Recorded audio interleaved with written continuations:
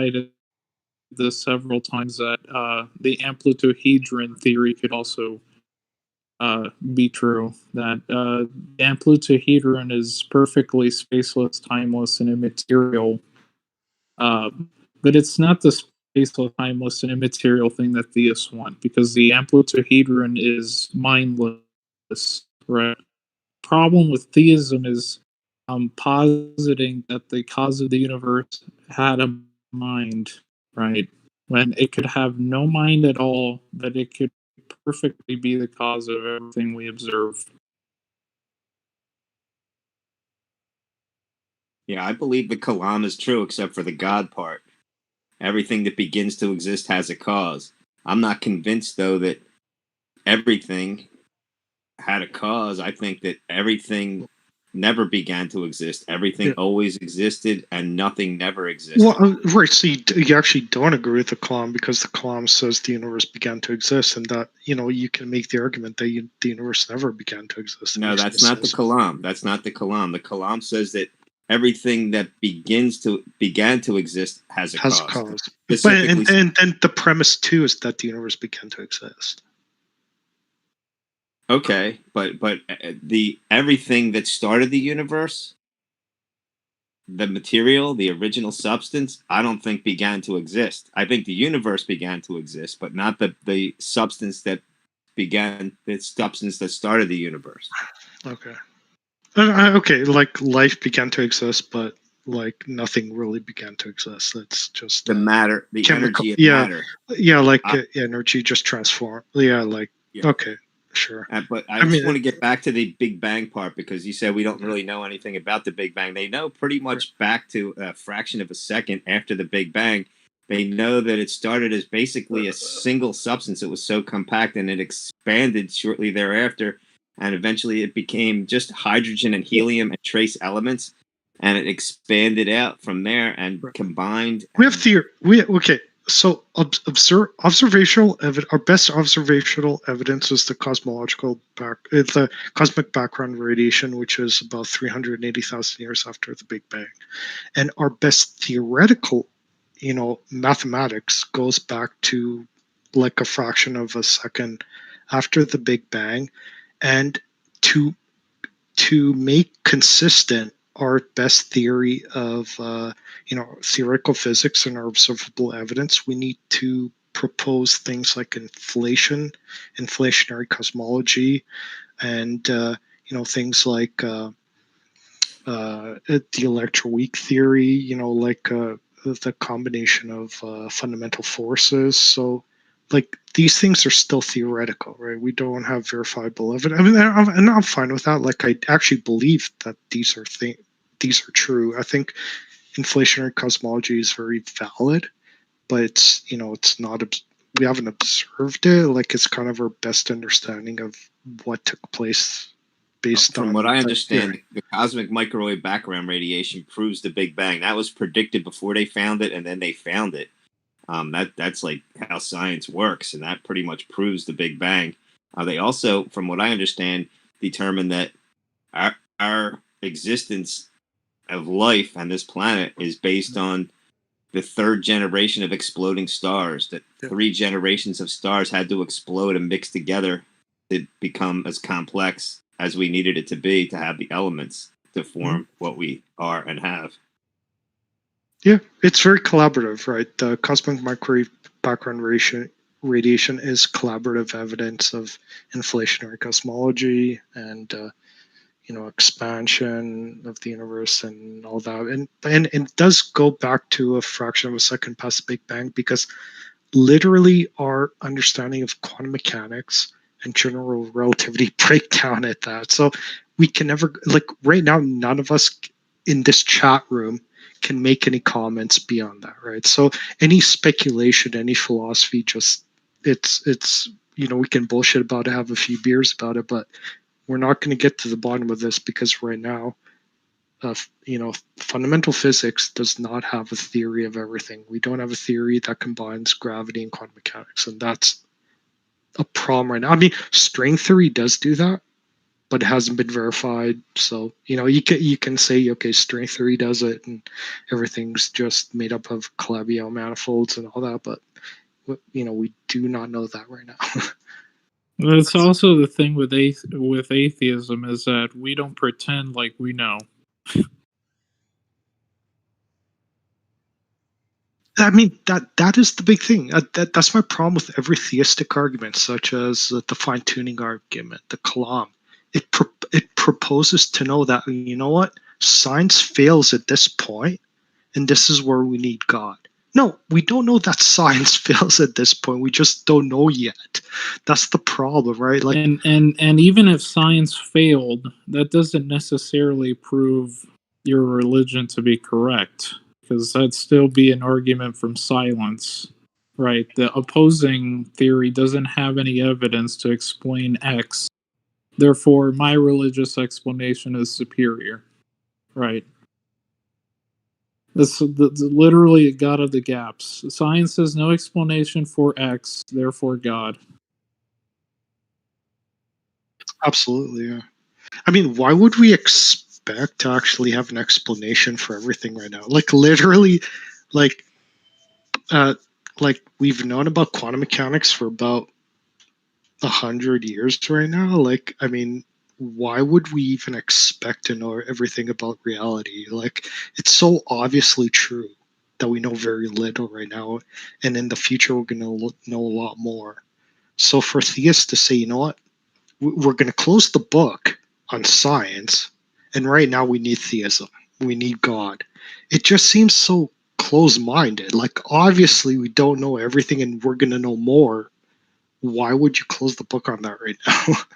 Yeah, it's been brought up to me several times in the past that we know the effects of gravity, but we don't know what it is. Therefore, like, they try to really like poke holes as much as they can in that. Man. Specifically flat earthers, I've noticed, will do that a lot. Yeah, but I mean, that's boring. That's boring because, like, you could say that, we could definitely understand that gravity is definitely a force that interacts with other particles. It's a very weak force, and you can draw Feynman diagrams with interactions of the graviton with other fundamental particles. The problem with detecting a graviton is that it's so weak, it would require a particle collider the size of the galaxy, right? So the problem is that gravity is such a weak force that, to actually detect the force carrying particle, like we have detected the Higgs boson, right, based on the Higgs field, right? But to detect the graviton based on,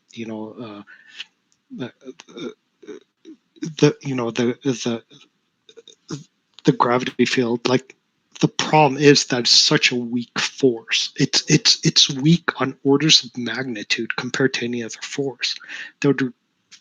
Our ability to test it is just in terms of engineering, it's not practical right now. So I can come up with a completely coherent theory, and a lot of theoretical physicists have already come up with that. Every theoretical physicist, most of them actually believe, like, no, like when we detect gravitational waves at LIGO, we are detecting gravitons, but we're not able to actually test that theory. But the majority of theoretical physicists believe gravity is just another force, that's then the force carrying particle is a graviton. And so it's not that complicated, but we're not at that point yet where we're able to test it. And for theists to say that, or flat earthers to say that because we're not able to test it yet, we need God or anything else, is just so stupid. I can't even comprehend it. Yeah, it is ridiculous. It's like theists also do the same kind of shit with abiogenesis, and I actually had a biology professor trying to teach creationism. I think I talked about this a few times, but I contacted Oren Ra over it, and Oren almost had a fucking aneurysm. But I tried to arrange a debate between both of them, and the professor backed out and eventually ended up actually getting fired. So I don't. That doesn't really have anything to do with what we're talking about. I just thought that was interesting. And the same kind of arrogance that they apply towards pretending to understand what comes before life is the same arrogance that they kind of hold in knowing what happens after life. Like, why can't hell just be an everlasting DMT experience, right? Who's to say that it's hell is actually real, right? Why can't it just be like, well, I mean, this is what happens when you're about to die, where your brain starts to like have these ethereal experiences, and that's when your brain releases DMT. But I've seen videos of people saying, um, one of those testimonial videos, right, where I went to hell for like 20 minutes and then came back. Jesus is real, kind of shit. Well, I mean, there's already a scientific explanation for that, right? But yet they're confusing their own subjective experience for what's not subjective, what's actually real, right? So the testimonial so-called arguments, while they may scare a lot of people at first or make people think, it's just not convincing, right? But then they're assured that they know. Well, it's really the odd thing that why a bothers bunch me. of Hindus and Muslims that experience in the East don't come back and say, "I know Jesus is God. Like I've experienced Jesus." Like why don't they think that? Like it's obvious. It's obvious that every single experience is just based on your prior beliefs, right? So anyone that comes back from a near-death experience doesn't have any new knowledge or information about the Yeah. afterlife. It's just what they what they believe prior to their near-death experience. And near death experience is a weird word. It's kind of like a UFO. Everyone when they think about UFOs, they think of aliens, but UFO just means unidentified flying object. And near death experience doesn't mean you're dead and are coming back from the dead. It literally means near death. Like you are not dead. Anyone that suffers from a near death experience was never dead. That's the entire point of a near death experience. Yeah, but in those videos, the wording is kind of tricky in order to like promote their agenda, I guess you might say. But the thing I find it funny is that um, theists would admit that their mind is finite, right? But yet they have the arrogance to think that a finite mind can perfectly understand everything that there is to the universe, right? So, in other words, they literally think that they're omniscient, right? Literally, because in order to understand the grand scheme of how all of this came to be, right, and to fully grasp it, that would have to have some level of omniscience to it. But yet they don't claim they're omniscient, right? That is a really good point because they're insinuating that someone that's an atheist just is not able to grasp it. Like they don't have the power that they do.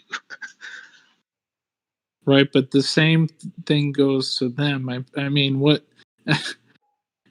As I'm pretty sure, like this is just pointing out another contradiction and like the way they think, because if you say like the human mind is finite, right, then that means that it doesn't have all the possible information in existence in order to understand where the universe came from, right? Because you're a local agent in a logical bubble, right? You understand so little about what's outside of your bubble, right?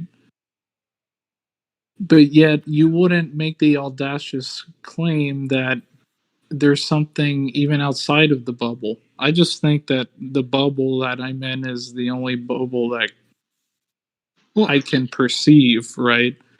But I don't make any claim saying that there's something outside of it.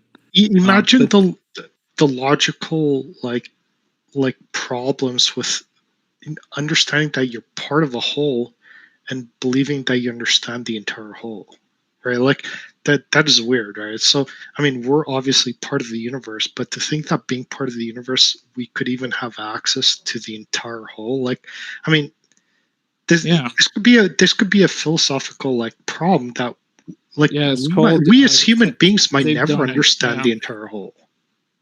they've done it. They've done it because they. This is how the most of the cosmological arguments work. Um, they think that an element within the set also applies to the set itself. So if causality happens within the universe, then that must imply that the universe was caused itself, like the whole thing, right? That's what leads them to think in these arguments, like the Kalam, like Leibniz's cosmological argument, although his is kind of different. His relies on the PSR. But most cosmological arguments rely on that categorical error where you intuitively observe causality happening within the universe, so within the set, and then you think that the entire set itself must also be caused. But there's no philosophical justification to make that jump. You literally do not know where the set came from. Uh, so it's better to not make any claims about it. I'm actually curious what you think about this. Like, you know, when theists say like, you know, how could something come from nothing? Like, in terms of like just a base level like criticism to that conclusion would be that if there's nothing, that means there's no rules or laws governing that nothing. So from nothing, Right. everything could come. So, in my opinion, if there's ever nothing, that means everything can come from that nothing because there's no rules or laws that prevent everything from occurring from that nothing. So, my question wouldn't be, why is there something rather than nothing? My question would be, why should there, why should everything not come from nothing? Like, why should nothing prevent everything from happening? Like, I mean, how could you make that statement? Like, nothing could be the you know, kind of genesis for everything. Like, because with nothing, there's nothing that prevents everything from happening. So, like, I'm like, how, you know, Yeah, how do it's you feel mostly about an that? inductive argument. Yeah, I mean, if It's there are no laws, everything is possible. Well, I think it's more like just because it's you don't have a it's it's law, more like the realm that of non-existence that they're saying. So like the whole abiogenesis thing, even as something reducible as to that, um, as to abiogenesis, they would say, well, life can't come from non-life. So when they mean nothing, right, it's not just like the explanation that you were giving. It's more like the Well, the absence of an ontological state. So there is no realm in which entities act within, right? That would be existence. And nothing is like the negation of existence. But then here's the thing though, like um the question, why is there something rather than nothing, that's nonsensical because yeah, um yeah, you that's don't my need point. It you makes don't no need sense. an Yeah, explanation did he say for the that. question is That could just nonsensical? be a brute Is fact. that what he said? That it's nonsensical? Yeah, it's nonsensical because why? I mean, what do you mean why? I mean, there is no Yeah, I mean, why to something yeah. like Why is existence. there all It's this a brute stuff instead of fact. nothing? Right? It's a good question. Like, what's the problem? Yeah, like, yeah, the question could be, why should there be nothing instead of something?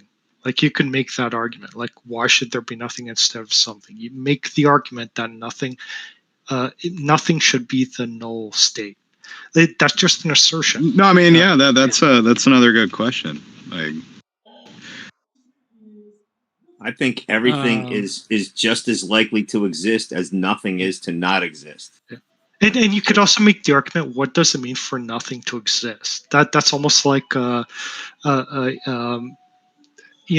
that statement that makes no sense? Like, I mean, it makes no sense to say that nothing exists, right? Like, it's a completely fallacious, contradictory statement. Nothing doesn't exist. Everything exists. Nothing doesn't exist. They're both right, as exactly. likely as each other. They're both as likely as each other. There's a natural necessity for opposites, I believe. Well, for our brains to distinguish from things, yes, but in reality, no. Reality doesn't give a shit whether we can distinguish between opposites or not, because it's not like our interpretation of nothing is something that precedes existence. No, existence works just as fine without it. So like, just asking why this, why that. No, existence is just a brute fact, right? There's no need for any other explanation. You can define it in ways that you want to. So you take the view there's no explanation for why there's something rather than nothing, right? Or it's not. In my opinion, it's not required. No, right? I didn't ask you. I asked Grandmaster. Sorry. So in my position, I don't think there is a requirement. I don't think there is a why, because the word why implies a purpose, but there's no like inherent purpose to reality itself. It just does what it does, and that's it. This is why I say that reality is a brute fact. It just is. The existence cannot be non-existence. This is literally the law of identity. Reality is reality.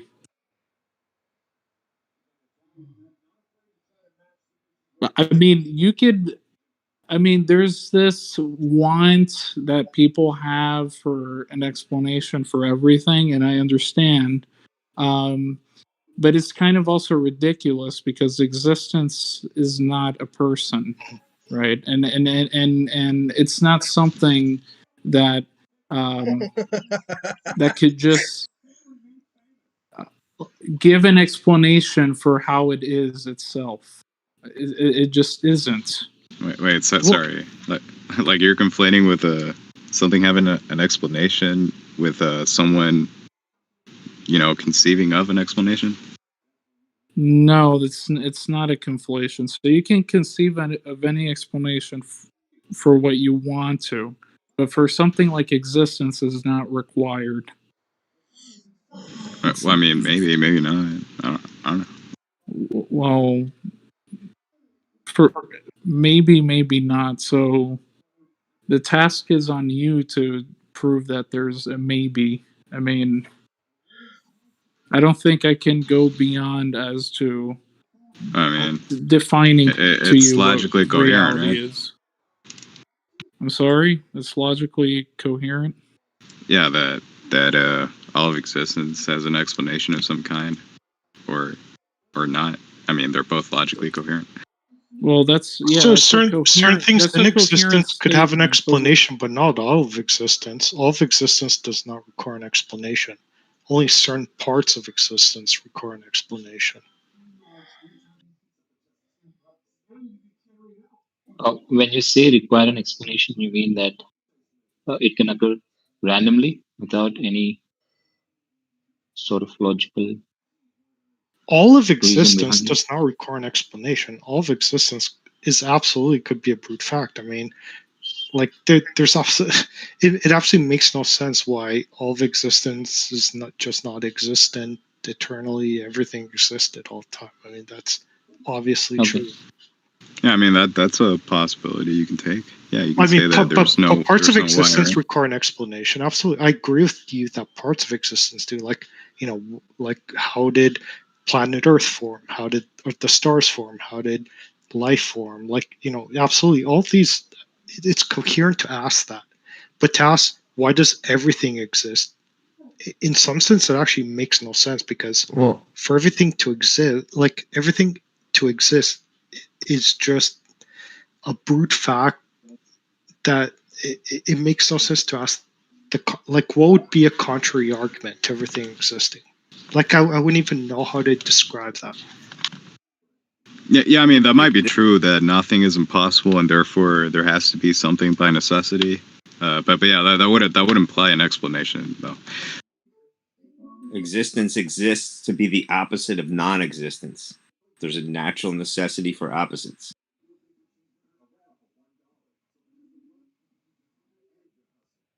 I mean, could anyone here picture what non-existence would look like? Could anyone actually give a description of that? Well, if I try to picture it, it looks black, but I mean, it seems to have space there. But I mean, you know, that doesn't sound like nothing, right? Like, I mean, not picture visually, but in terms of an argument, what would non-existence look like? I mean, would have. Well, here I'll put it this way. Like, okay, yeah. Sorry for phrasing it that way, but you know, when I try to picture nothing, it seems that I'm picturing something there. That's not no, quite absolutely, and that's the problem. That's my argument. Why it just seems like a nonsensical concept, right? Well, you've had the non-experience before you were conceived, and you'll have it again after you die. It's nothingness, which is no time, space, light, dark, hot, or cold.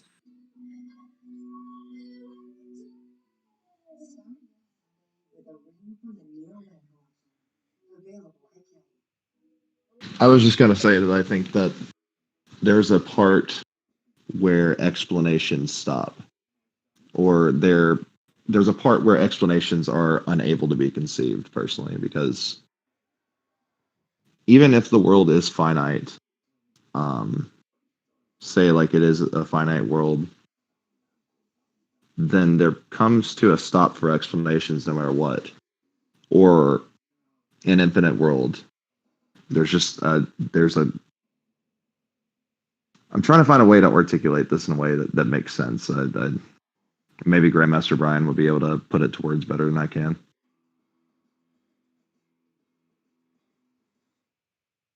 So you think there's a time where essentially the ball stops rolling for explanations? So, for example, whatever caused the world, whether it be, well, in this case, it's finite, right? Since it was caused.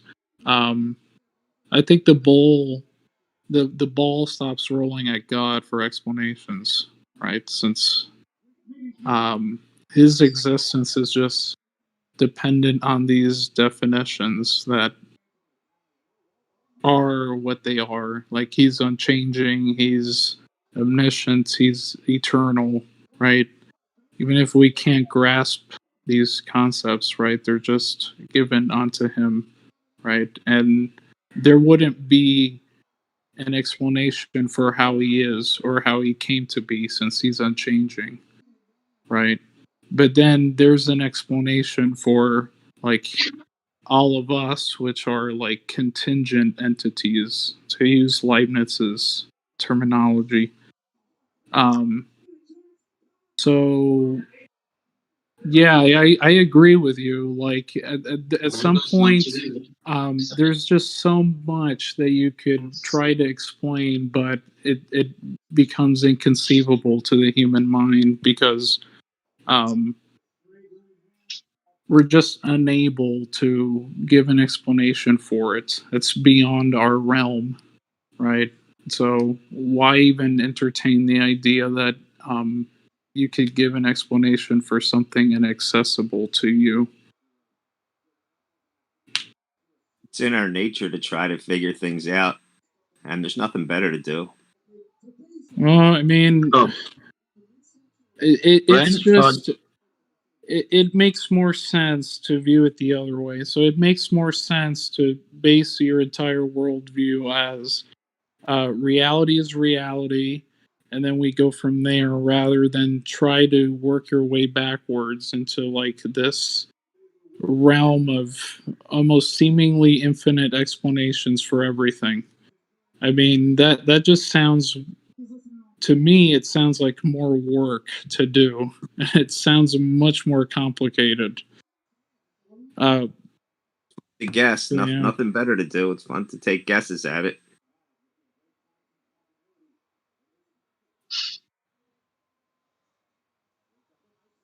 But what I do agree with is that there are parts of the universe that not only require an explanation, but have an explanation that's conceivable of, because they work in causal relations. So if something works in causal relations, then you can explain how point A gets to point B. That,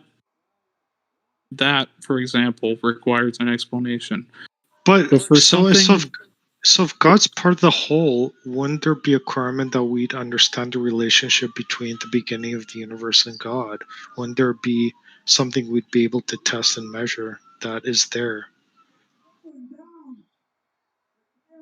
so when you say he's part of the whole, like, what do you mean? Like, in this Well, I causal mean, God, process? like God would encompass reality, right? Like, if reality is real, like in your opinion, God would be part of reality. No, I don't even think God encompasses reality. Rather, so God is within. So reality is greater than God, basically, because the set in itself is not God; it's actually reality, and theists Well, I mean, you like to believe, point him like, I'm inside there. confused. You believe in God, right? No, Oh, so okay, I must have mistaken. I'm just saying, position. like, I don't understand what you're saying here. I don't even think that he's the most necessary thing, because the most Why do you keep necessary. talking about God if you don't believe in God? I'm really confused what you're talking about. Well, because bring you said that he encompasses all reality, and no, I'm like I'm trying to tackling strawman that. your position, right? You're saying that you're talking about God as existing, so Well, just a conjecture, right? It's just a hypothetical. Like, if he did God. exist, right? Okay. Oh, I thought you're actually making that taking No. that position. Oh, okay. Like, in the same way, I don't think TJump actually thinks that aliens are real, but yet he brought it up during his recent debate. Have you watched it? Hypotheticals, man. Yeah, I thought that was fucking hilarious, and I think it's actually like really funny that he can like included it in his syllogism as well.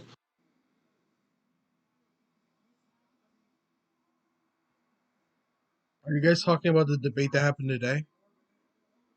No, the debate on Friday with Chris. Okay. How do theists know that their revelation doesn't actually come from aliens rather than God?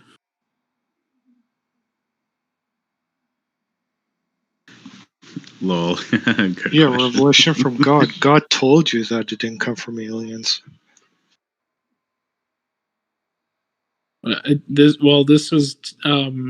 This is a follow up. Maybe God lied, or maybe it's just aliens trying to say that they're God. Yeah, but my God revelation himself. from God tells me that God doesn't lie. I mean, That seems kind of circular. yeah, It's obviously circular. I mean, But this is Yeah, I mean, like the obvious thing to bring up would be like, yeah, how does it follow from that it's from God, right? it's hard to argue against personal experience. So someone's going to always say that I have a revelation from God that says God doesn't lie, that God is all loving, God's all, truthful, like all this stuff. It's like, okay, well, sure, okay, that's what you think. But I mean, what you think, how does that map onto reality? We all think bullshit. But like, if they say that this revelation or whoever revealed this said that they were God, yeah, it doesn't mean that they were God. Yeah. I mean, it could be the alien is lying, right? Yeah, they can't. Or it could be like your schizophrenic imagination is lying to you. Yeah, it's called underdetermination. They can't ever prove that their revelation was actually God. They can't prove it wasn't aliens or just a vision they had. Well, the argument could be that if I disagree with you, how can a third party determine who's right and who's wrong, right? So they would need a method to determine if I'm right, you're wrong, or whatever, right? So how would a third party react to me disagreeing with you? So when presuppositionalists, bring up, like, how do you know reality is real, or have a prima facie, kind of understanding of reality that God is, like the determining factor for everything. Like, the argument would be, how would a third party determine who is right and who is wrong?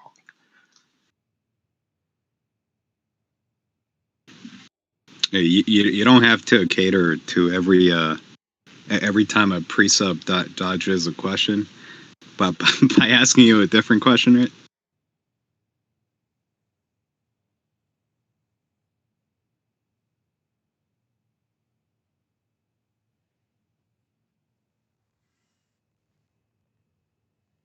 Yeah, I was arguing with a theist, and he said that personal experience raises the probability of it being true. And I said, well, exactly. That's funny. And I was like, what if someone told you they saw aliens? And he said, yeah, that would increase the probability of aliens. And I'm like, well, then you just believe folk stories. See, I think that doesn't mean much. Like, I mean, well, you can ask them why they think that raises the probability. Sure, fair question. I mean, they probably beg the question answering that, but saying it raises the probability, it doesn't mean much. I mean, it doesn't tell you by, well, okay, how much does it raise the probability by? Or if it's Yeah, I mean, if how can you raise the The- probability before you have a story, right? So you can't even establish a probability before you have a story, and the story's the first thing you have. So, like by default, when you hear the anecdotal evidence, the story, the probabilities, that is literally the starting point, and you need something more than that. That's by definition, like, the probability when the story is heard. I'm God, Yeah. underjoyed. So then it's 100%, obviously. Like, I'm God, man. I mean, does that raise the probability of me being God? Now, does the personal It's the story. experience? Yeah. I mean, the- nobody's ever told you weren't, right? Like, Does the personal experience of a drunk increases their probability of that experience being true? So if a drunk is like experiencing them riding on unicorns all day and drinking Coca-Cola, that increases the probability of their perception of being true. Like, who's to differentiate the experience of someone who reads the Bible and the experience of a drunk off of the side of the road? That's just a terrible argument on its face.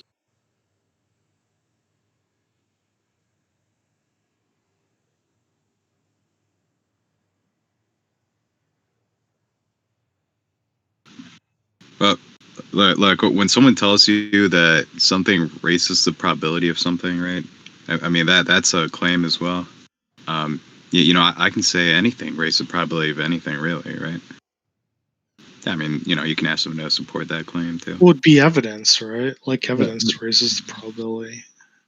So, That's how I define the term evidence. Sure. Mm-hmm. Yeah. I mean, that's the problem with stories. They're never evidence, because stories is the narrative, like, well, the only narrative we have. So we can come up with a million bullshit, actually, an infinite number of bullshit explanations for anything. So anecdotal evidence is still technically evidence, but I do agree with what you're saying overall. It's that some people need some narratives to comfort their little minds, and this is just one of them.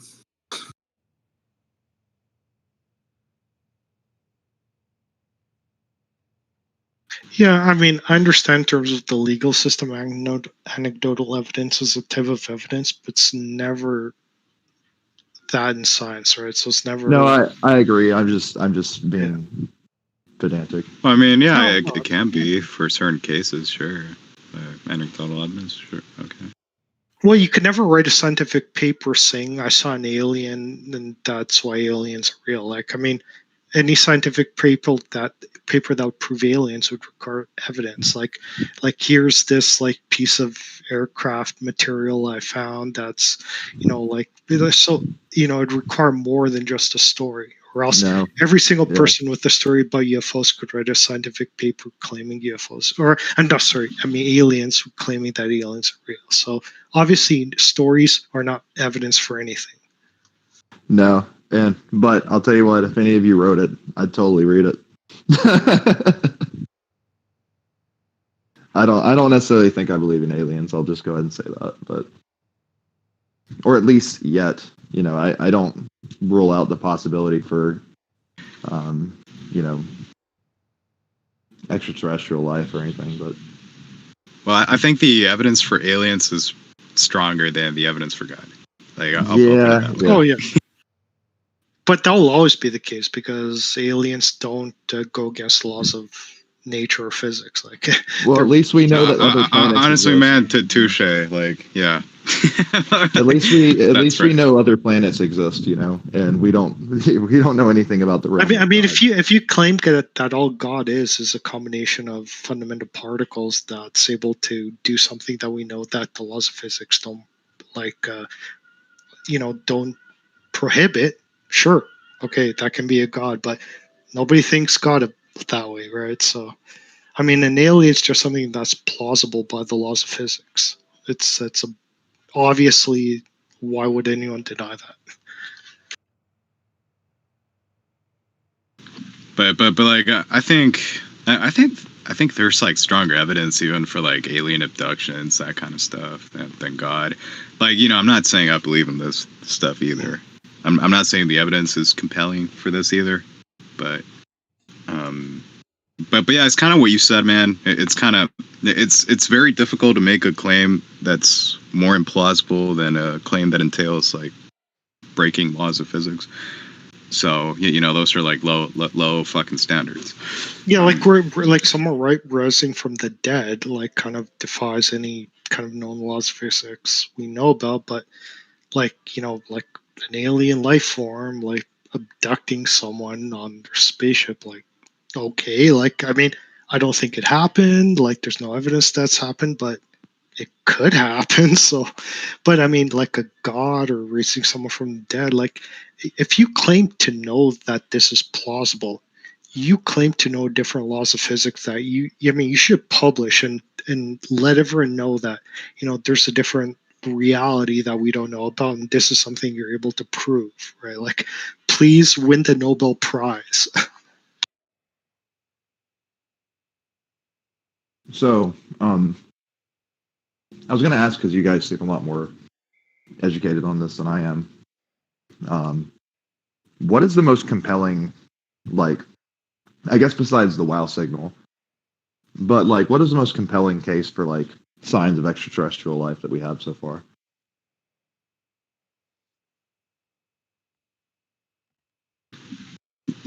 I guess maybe like the that like Martian methane that people are talking about like a few years ago. Yeah, I mean that seems to be the most compelling one that I'm aware of. I've heard another one where scientists were able to locate planets that are somewhere around the same proximity as Earth is from the sun. So they could point out stars in the galaxies which have planets which are about the same distance, and also the star itself is about the size of the sun. So that kind of favors the idea of life because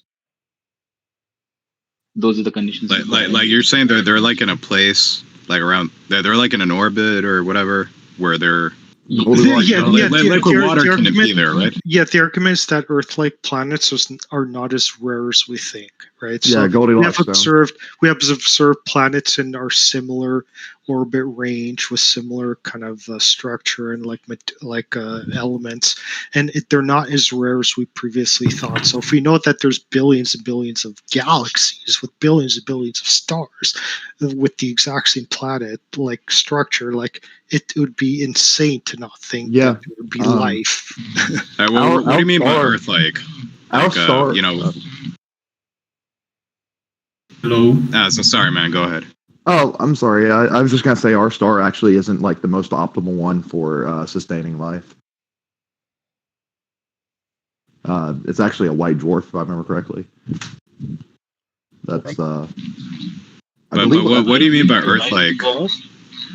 Like Underdroid, like the planet has liquid water, or it's like a similar size, or both? No, or what? yeah, like a distance from a heat source like a sun that's able to have water in different elemental states, such as liquid, solid, and gaseous, and also similar elements that are able to be produced to create what we know of life on planet Earth. But I mean, that still does not get rid of the potential of life being created from other elemental structures like silicon or something else.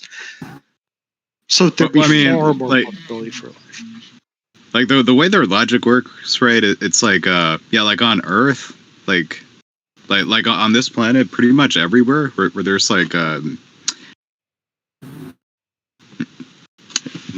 pretty much everywhere where there's liquid water, there's like some kind of life there, you know.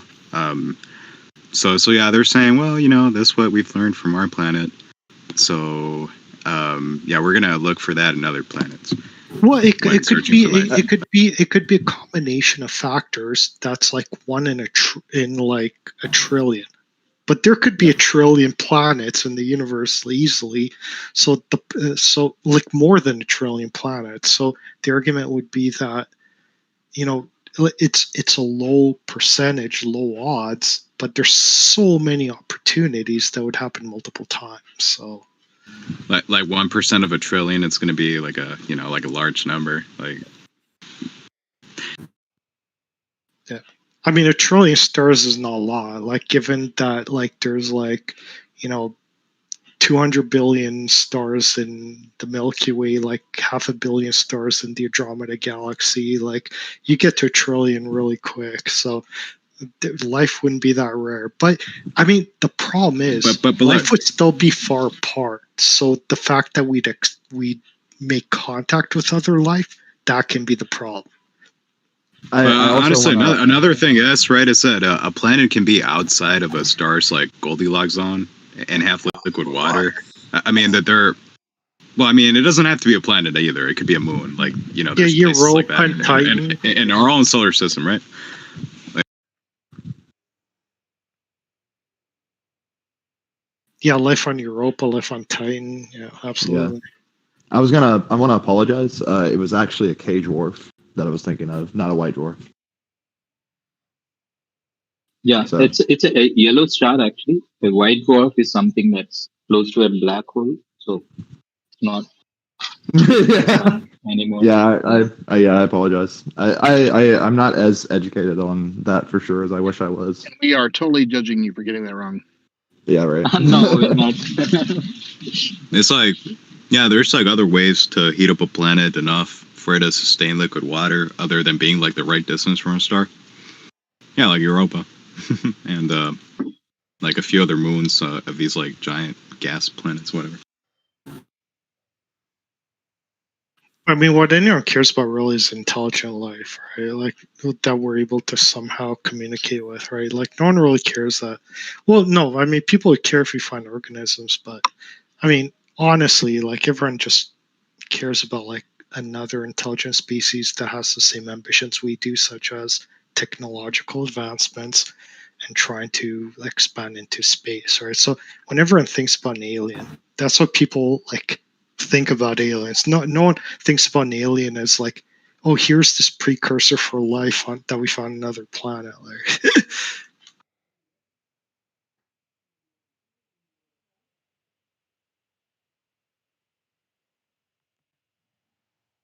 So, what's your guys' thoughts on UFOs then?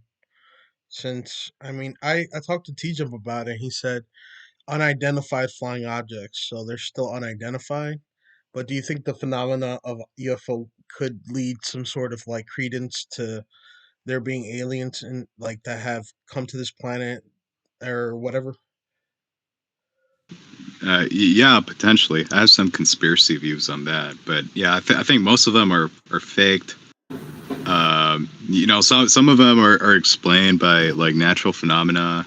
Um, but I take it that like a couple of them are like secret aircraft. To be honest, like Yeah, not from the evidence we have now. I don't think there's any evidence of any alien theory that we need to invoke. I think all these claims on TV shows that, like, man, these spacecraft break the laws of physics and have technology we don't know about now. That's the worst analysis ever. Yeah, it. I think the Yeah. US government released a video of a UFO recently, if I'm not wrong. At A least they few of them. admitted. Yeah.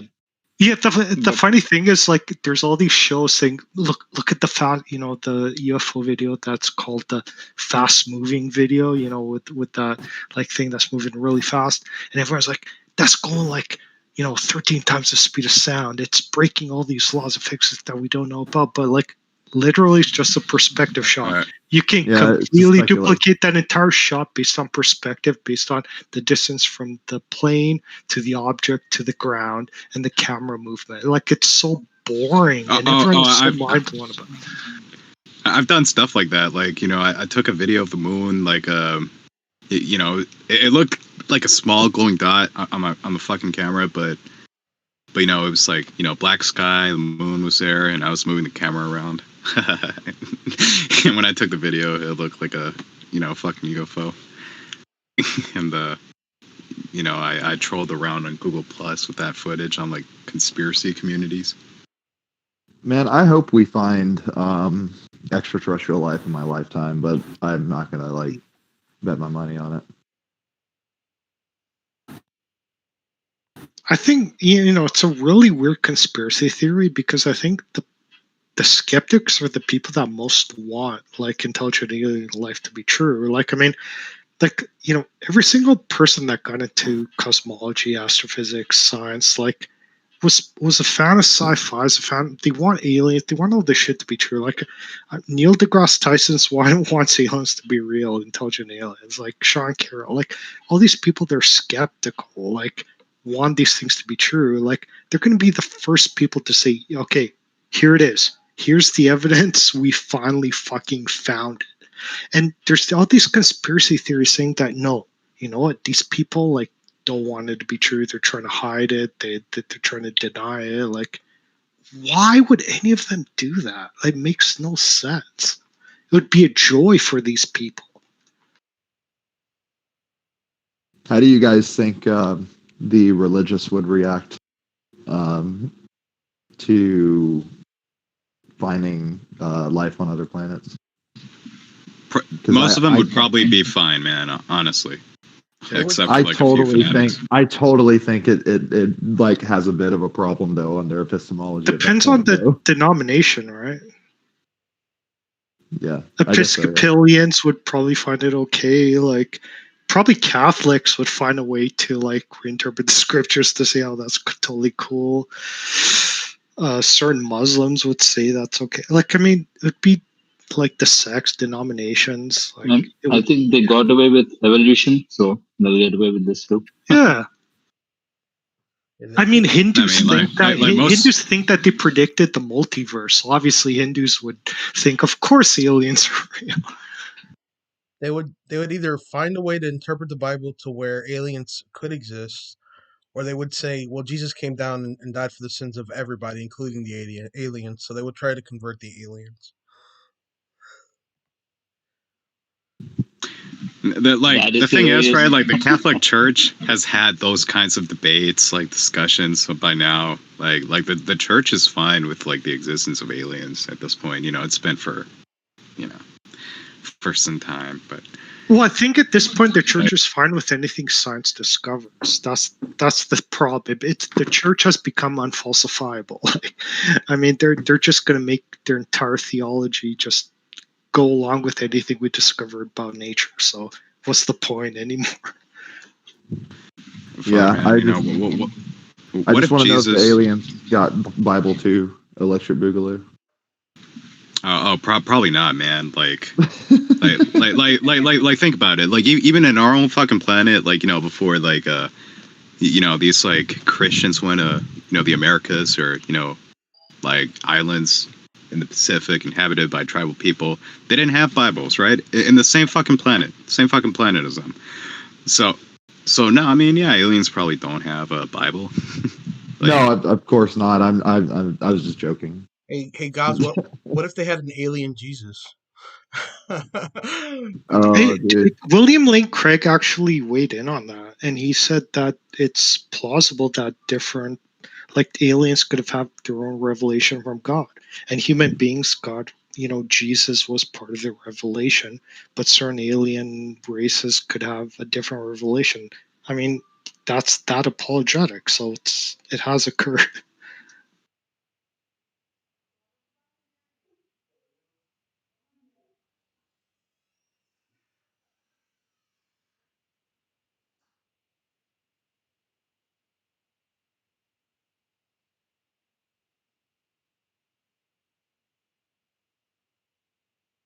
So, what kind of music what kind of music do you guys listen to in here?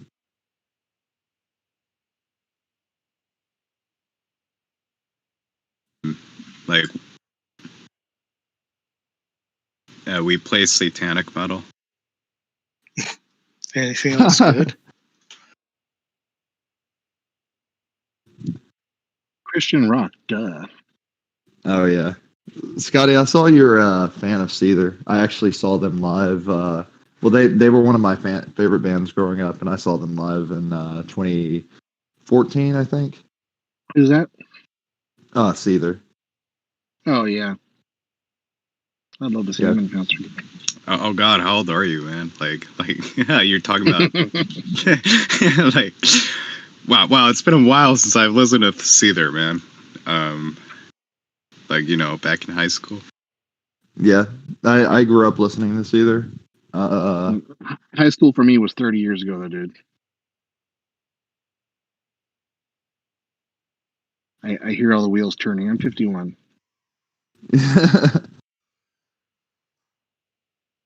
Yeah, Yeah. I listen to a lot of like my favorite band is Have a Nice Life. Nobody ever knows. Yo, Scotty, Jesus, man. Yes, sir. A lot of Norwegian metal, Korpiklani, Fintroll. That's cool though. Yeah, I think I watched a documentary recently on YouTube from Mayhem. And man, that shit was crazy. So, were you talking about like death metal bands, Underdroid? All metal. Black metal, death metal, Iron Maiden, Black Sabbath, like anything. Power metal, Yeah, you said Norwegian metal. Yeah. Like, Halloween, Gamma Ray, like Rhapsody, like Camelot for power metal, like stuff like Emperor, Children of Bottom, like all that stuff for black metal, like Bathory. I used to listen to this Colin stuff a long time Song. ago. Yeah, and like even jazz and shit like that. Like I've like country music, like anything that's good. Like I mean, I'll fucking listen to anything. When you say country music, Rap. that's when I'm out. I listen to like old country music. Yeah. Old blues, old country, really good shit. Yeah.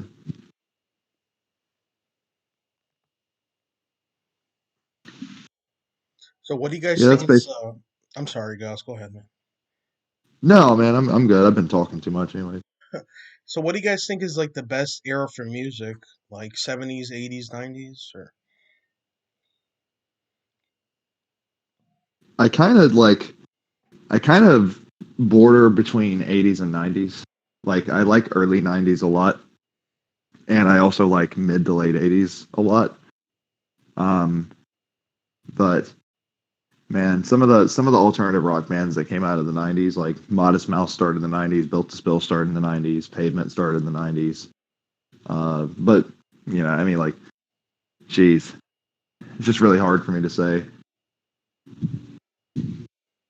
I've been getting more into the 70s music now.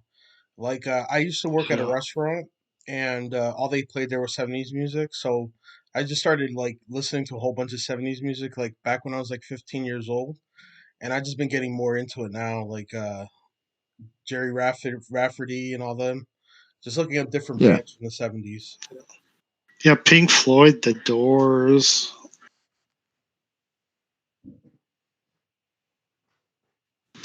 Yo, Scotty, who's TJump debating next? He posted that premiere he's got coming up. I'm looking right now.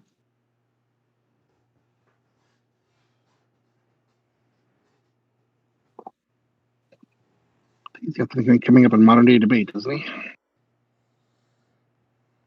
Oh, isn't he debating Vosh? That's the rumor, and I think he confirmed that yesterday, didn't he? Anyone like not a fan of TJ's political takes? Like, think he's yeah. pretty weak on those. What are his political takes, anyways? Like, If you go on the politics, it's not a voice channel, the politics text chat, and you go all the way to the beginning, it shows you like all his different ideas on politics. There's a lot of them, so uh, you could read through them if you want. is he like on the ANCAP side or something like that, or? I'd say he's he's like stuff like left of he's center. like race is not a social construct. Like he's really kind of on like he's kind of like on the anti SJW like 2014 level, like Sargon of Akkad, like really terrible takes. Like Well, that make I no mean, Well, I wouldn't say he's as like those are like the petty issues, like the real issues. Well, I mean, thinking race realism is a valid like argument. Like, I mean, that's a terrible take. Yeah, he's got a boss coming up on the 26th. It's Wednesday, isn't it? He's doing that on that's the super straight debate. Yeah, like super straight. Like, I mean, it's so cringe. Like, I mean, Yeah, I think he does that more for effect than he does for actual. I don't know. I think he really believes in that shit. I mean, when he gave arguments on shit like race being a social construct, like he doesn't believe in that. He thinks like, no race is like, it's a scientific like barrier. And Voss said, well, like, it's a distinguishing metric when you make that distinctions like saying that something is tall. Tall is arbitrary. Like we know what tall is because we give an arbitrary measurement. Like okay, 7 foot's tall, but like if you said tall to an alien would have no idea what tall meant. Like what is a tall human being? And TJump said, no, tall is it's a scientific like objective statement. And like Vosh like totally owned him on that argument. Like I don't know. It's Well, I mean, yeah, think you have to define race, like. I mean, like his whole like he's a very kind of libertarian ANCAP. Yeah, like I don't know. Yes, his takes are really weird political takes, but I think his philosophy is good on things like metaphysics, but on sociology, politics, really weak. I'm not totally anti SJW, but I do kind of agree that like the left like to take things to an extreme level. Not everyone on the left, but like the extreme left, like the you know they're they take words too seriously. I think like they I'm a leftist, man. I'm pretty anti SJW. Like, like, but that's like an issue from like 5 years ago. It seems. I mean, it seems not to be that as relevant as it used to be anymore. Yeah, I mean, it depends on the meme. If you're talking about like, far leftists that are canceling people like ContraPoints, Lindsay Ellis, and shit, and like Destiny all the time. Yeah, like those far leftists are fucking crazy. Like, it's ridiculous. I think they're ridiculous. But I don't know. I mean, I don't think that's what anti-SJW was back in like 2014, 2015. I think that's just shitting on any person with like a progressive kind of ideology. It's become a bit of a meme. I started college in like 2012, right? That was kind of like, it was like building up back then, right? I had to deal with people like that, several people like that in college, whatnot. So, I understood the frustration, right? Like, you say something, I mean, not even controversial, not even racist. I mean, maybe it was a joke. And then, there's like people trying to report you to the dean of students or whatnot, trying to get you kicked out of school. And obsessive about it too. Like, oh my God, like look at what this guy said. We got to tell everybody else about this. Like, I feel like every time that a right wing conservative freaks out about something that some leftist did, it's the first I've heard of it. I mean, I wasn't even aware there was even a subject until some right wing asshole says, "Oh my God, can you believe they're doing this?" And I'm like, "Well, I hadn't heard about it till you said anything." So, yeah, I believe it. Well, right wingers are very cancel culture prone too. Like, not all right wingers, but like on Twitter and on media for sure. Yeah, that's the funniest thing is that the right has been canceling people for a long fucking time. I mean, canceling violent movies in the 80s, canceling video games. Yeti coolers. Yeah. Just because. They cancel everything. Yeah. I mean, how many things can you name what right-wing people want to cancel? Like violent video games. They want to cancel fucking, like, they want to cancel abortion. They want to cancel fucking, like, there's a lot of marijuana, people. Like, anything not Christian. Not Christian. Well, I mean, like in this year, right? There's a lot of people who happen to be, may not necessarily left wing, but like on the liberal side or some a bit further left. Yeah, that are getting canceled over the the Israel Palestine issue for saying things in support of Palestine or whatever. For fucking opinions. So, and getting fucking fired by conservatives. Mobs like led by Ben Shapiro and whatnot.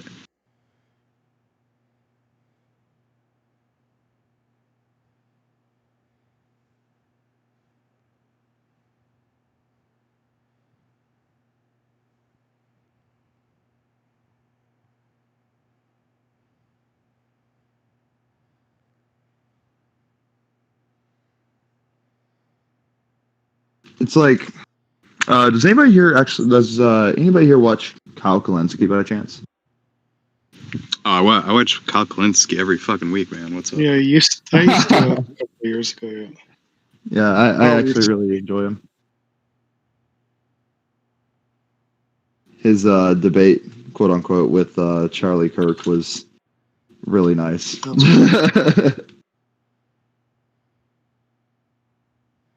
The truth and the photon. I literally die every time. Law of the excluded photon.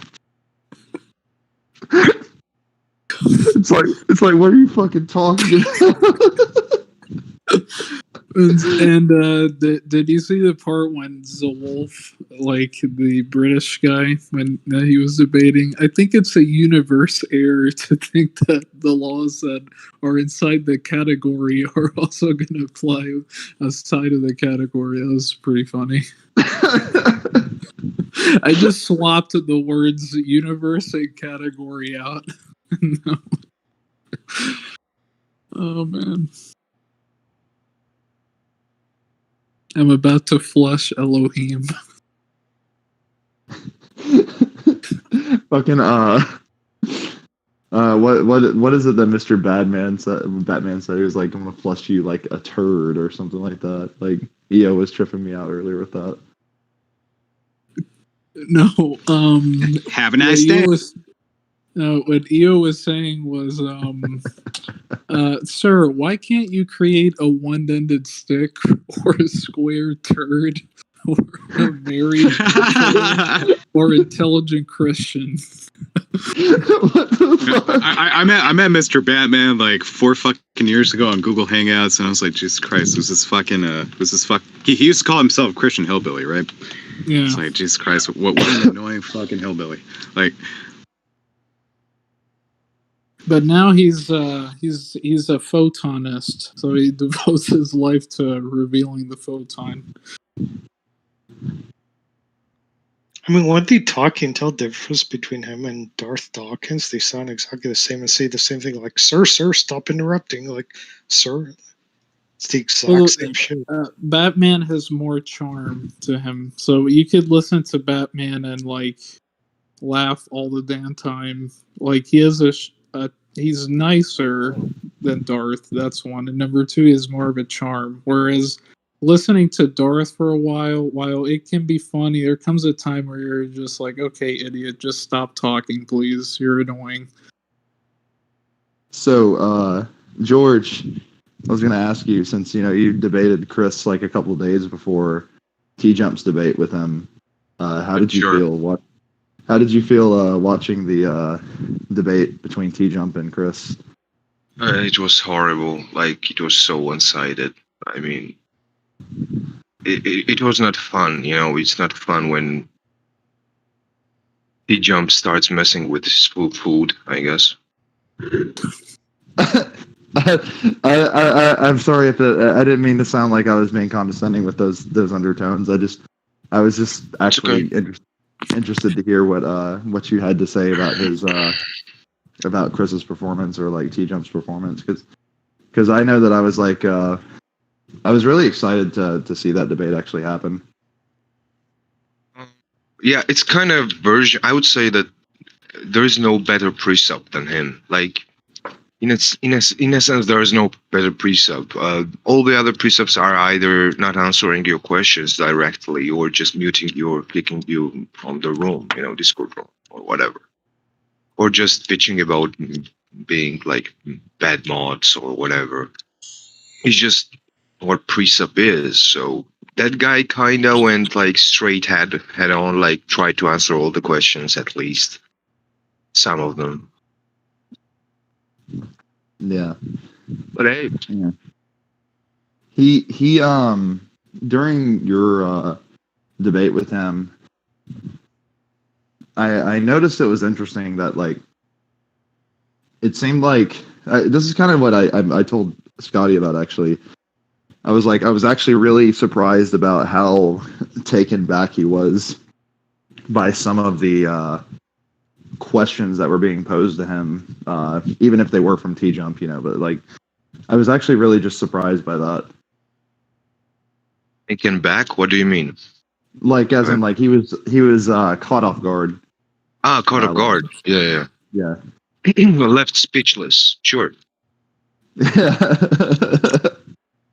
He was trying to come up with a new kind of answer, but like you had to ask the question twice at least, because the first time you never got it correctly,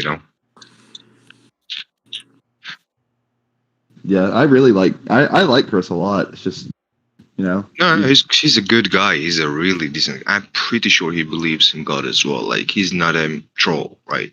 Like most of the theists here are trolls or pastors who want to learn how to debate or whatever. Well, he But claims he's working on his master's, isn't he? Master's in theology. Yeah. Yeah, he's But yeah, I think he's really- he knows his shit, but he's never really been presented with the hard questions. And I think you're right. I think he was kind of he was left speechless morning a couple of times, and I can't believe that if you've been in the debate listening for a while, you had to have heard half the things that TJump threw at him. And he just seemed like he was just broadsided. Yeah.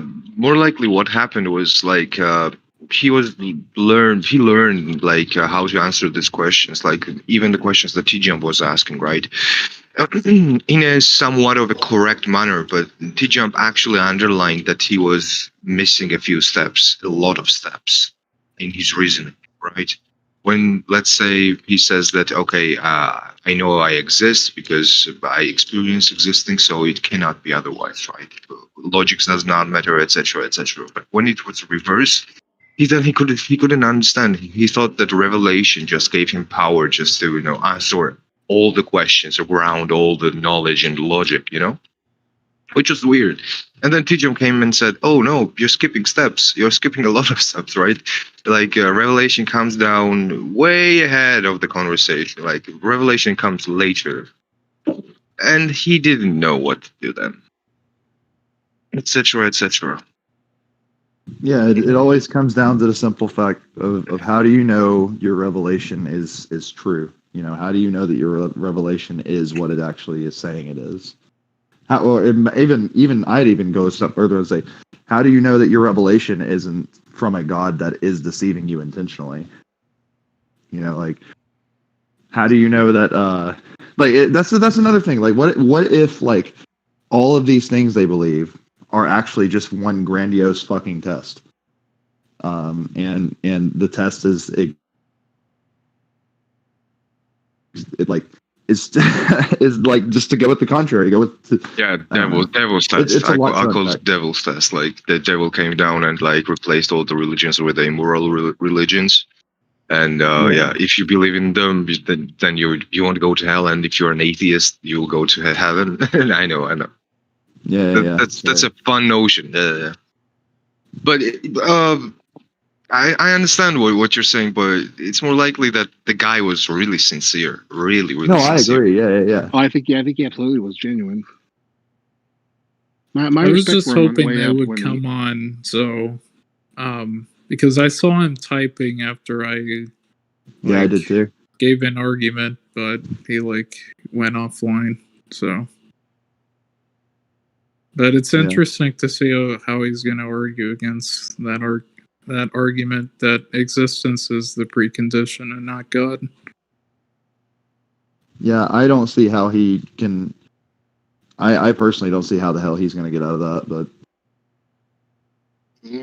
Well, you know what? There's two ways there, right? Either you have to dodge or you have to commit to Kokoi fallacy. Like, okay, I'm gonna make a presupposition here, just as you are making presuppositions in your life. Something like that. There's no other way, guys. I mean, there's none. Even Darth couldn't say it. Even Vantil doesn't say anything about it. So Vantil is he's kind of an idiot. He was a very smart guy. No. That's when TJump. that was so fucking funny. I actually laughed my ass off when that happened, like, because that's like that I actually really felt like I was like I would never say that to Chris because Vantil was basically like Chris's like life. But you kind of have to read it at least once, what he wrote down, like, to understand what the fuck is he saying. Yeah, I would have never had the heart to just tell Chris that his favorite philosopher is an idiot. Yeah, he's too much of a good guy, You don't want to break his heart. Yeah, man. I really enjoy talking to Chris. Whenever he was in here earlier, we were talking about music and how he's a musician, but he doesn't really like make music. I don't know. He seems like a really interesting guy. Just like in general, like he just seems like a really interesting person to talk to. Sure, I guess. Yeah. There's no theist here, right? Fuck, man. This channel is always full of, atheists. Yeah. There's never fun here. Like, we're I always haven't- dissecting something like this, some Yeah. debate. Yeah, I it's had a Frank's debate job. earlier. It's Frank's job to drag us in some theists here to beat up on him. He just sucks at it. Hey, man. I try to get some theists in here. It's not easy. I know. You try. I had a debate earlier with a deist. Who's I was telling Scotty about this earlier. Is that Yeah, fucking Zeno. I would have loved to had a piece of that. It's odd because his beliefs. Okay, so let me start over. He claims to be a deist, and I inquired about why he is a deist, and he explained it to me. And he said, well, there has to be some sort of causal agent, blah, blah, blah. And I asked him, I said, well, does this causal agent have to be conscious or have a mind? And he said, no. And as a matter of fact, he believes that it doesn't, it sounds like. And like we just started getting more and more down to it. And I said, well, I personally don't see how your version of deism is not compatible with atheism. And I don't know. It was really an interesting discussion because To me, it sounds more like pantheism. yeah, that's exactly what we were saying earlier. It's like it does sound a lot. It sounds a lot more like pantheism, and it's just like Which I find completely useless. Yeah, I don't have a problem with anything. I didn't really have a problem with anything he was saying, except for the fact that he was trying to use the way that his mind worked as like some weird analogy between him being a video game creator and the universe being the creator for everything. And it was weird, and I couldn't really follow it. But yeah, that was basically how that went. I'm curious what path brought him to this server, though. It'd be interesting. Yeah, he sounded like he. I think what's happened is he wanted to. He's been debating Matt so much, right? And that's what you want to call it. Yeah, he's been getting hung up on by Matt. How about that? And I guess that he wanted to talk to somebody else finally, and somehow I guess he came across one of Matt's debates with TJump, or the one debate Matt did with TJump.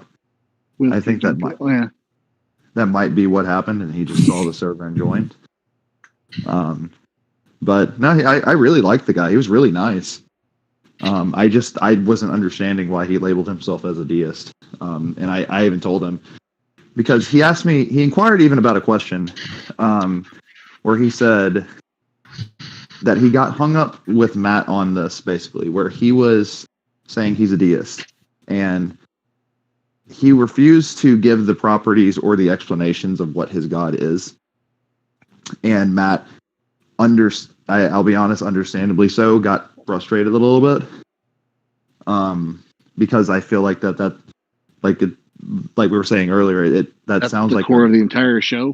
Yeah, that sounds like a fairly. Yeah, it's like what I was telling him. I was like, well, if I was trying to tell you of why I'm a deist and I'm trying to be convincing, and then I ask you, well, what is deism? And he goes, I don't have to tell you. It's like, what the fuck?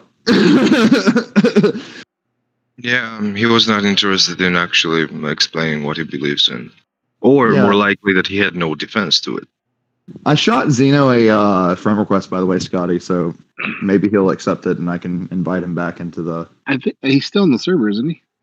I think so. I didn't see him leave. I didn't see him. I didn't see him leave, so...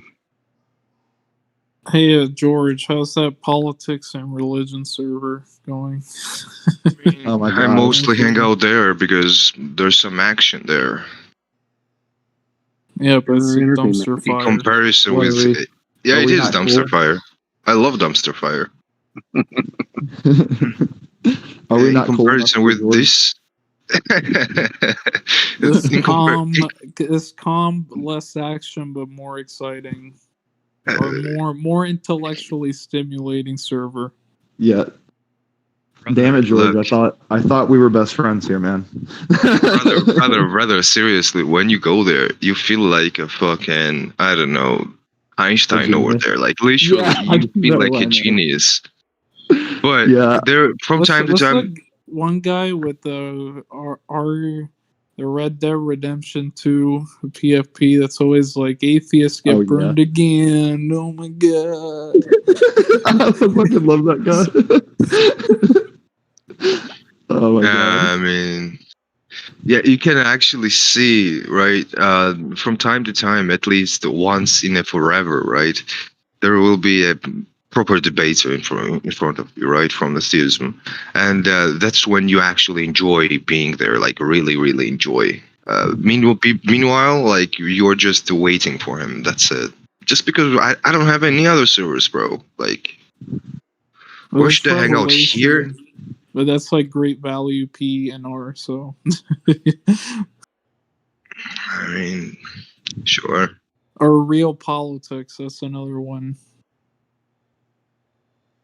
I mean, they're all Real pretty much politics. anything with Darth Dawkins in it. I mean, it's gonna be like one hell of a ride. Yeah, it's gonna be dumpster fire for sure. Yeah, he's still on the server, by the way, Scotty. Sorry. Yeah, I get muted by him every day, by Darth. Like every day. And Parakeet, who's like his little parrot. The parakeet usually doesn't join. I don't know. I don't see him with Yeah, Darth. but he's a Darth ass licker. I mean, He's a Darthian. yeah, he's a Darthian, exactly. I mean, in that one debate I had with Darth, like, oh, you're not answering my questions. I don't need to answer your ridiculous questions. Like, the guy literally doesn't know how to differentiate between factual and logical necessity. And Yeah. like, I'm not in obligation to give you words. If I think that a question is nonsensical, I'm not gonna respond. But he thinks it's uncharitable. He thinks like I always have to respond to shit, even if it's retarded. I mean, I don't give a this shit. is what they do, people. This is what they do. You see it? This is what they all do. atheists do. This is what they always do. You're what is the word he fucking says? In Man. that debate, I was just at the beginning. I was just trying to like go full Trump mode and interrupt everything that he said in order to like shut down the monologuing. And then my other approach was to like not respond. So like mere silence. Yeah, it never works, brother. I'm like wherever he hangs out, he has moderation power. So you have to know he cannot beat him unless you are going to apply and play to his rules. So it's more likely more interesting to you because you're not playing on a fair ground, but you're still winning. Yeah, you ask him a single question and he's just like, you're filibustering right now. You're filibustering. Runs that server, that politics religion, and I saw Blackout the other day say that anybody who wants to can join Darth in a 1v1 room that he has on there. See the room though. Why would I ever do that? Yeah, there's a one-on-one room right on politics and religion, but I've never seen Darth in there. It's like, did you see that God 420 tried to get himself like banned from that chat room so he never accidentally clicks on it? I thought that was actually fucking hilarious. I saw him ask Blackout, "Can I get a tag that I never accidentally go into the age room?" Yeah, I thought that was fucking hilarious. You know, like God 420 really reminds me of Rick from Rick and Morty. Oh my god, he's great, dude. He's great. Have you seen his face and how he looks? Like he's outer himself. Does he look like Rick or something? Or yeah, he does. he's even missing a few teeth in front of him, and he's always like doing some electricity stuff, some advanced electricity stuff. And I'm like, dude, either this one is the Mad Doctor from Back to the Future or Rick from Rick and Morty. Dude, yeah, I love that man. He's hilarious. Yeah, he's good. There's another guy. There's actually a couple of guys I really like in here. I like Sammy a lot. I really like Pio a lot. Pio gives me shit about my age. Top Hat is really fucking. Top Hat is like the classiest fucking dude ever. Yeah. Shouts to those guys. Sammy 47 is fucking great though, man. Like he came in and Sammy has like a really thick accent, and he's not the best at speaking English, but he's pretty damn impressive for the ability he has to do it. But he hops in and he's like, I'm gonna do a poor English or a poor accent. He's like, I'm just sitting there and I'm like, I see them teaching the religion and I'm like, it is bullshit. And I'm just like, yeah, brother, hell yeah. And he's like, how and do then you they think a debate with is Benny good at debating, or is he just like Oh, a God. noob? A meme. No, The last thing I ever heard him say that was like any sort of even close to being debate worthy was like when he told Scotty, quote unquote verbatim, "I'm gonna make your mother suck my dick." And then Scotty like booted his ass, and then he just hops back in, and Scotty's like, "You want to try it again? You want to try this again?" And he goes, "Fuck you, motherfucker," or something like that. Oh man. Well, I thought a debate quality between me and TJump on the morality thing was going to be interesting, but he declined. Yeah, he said he wants. Really? Yeah, he said he wants general topics. So what's your position on morality? Up to now, moral anti-realist, and more broadly, error theory, or more specifically, rather. So moral cog, but anti-realist. Yeah, moral. Yeah, okay, I got you. That sounds like literally what we were talking. Excuse me, literally what we were talking about earlier. So yeah, I think I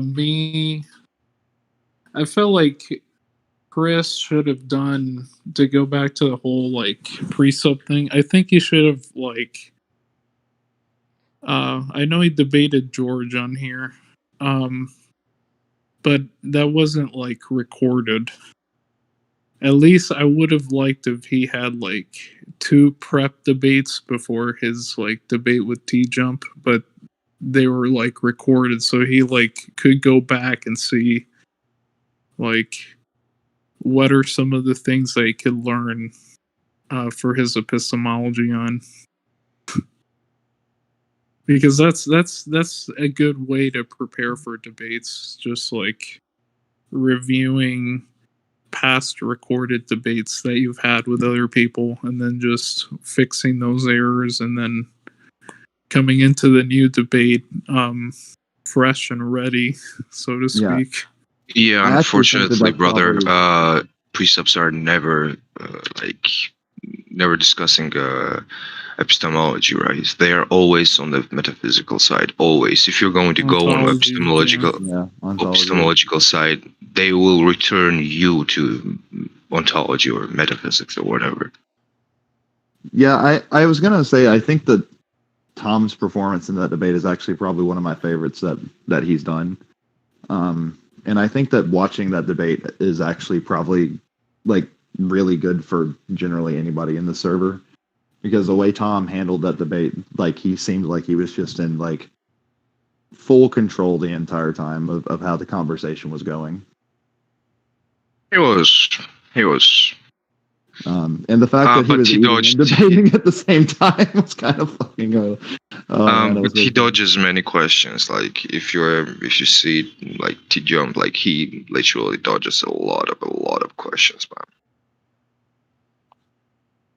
man. Yeah, I've noticed he's in the past, like, and it's not really that he's like, I can't really tell if he's dodging these questions intentionally, like, or he's just saying they're debunked. But Tom has a habit of just going, "That's been debunked. I'm not answering that. That's been debunked. That's been debunked. If you ask me that again, I'm banning you."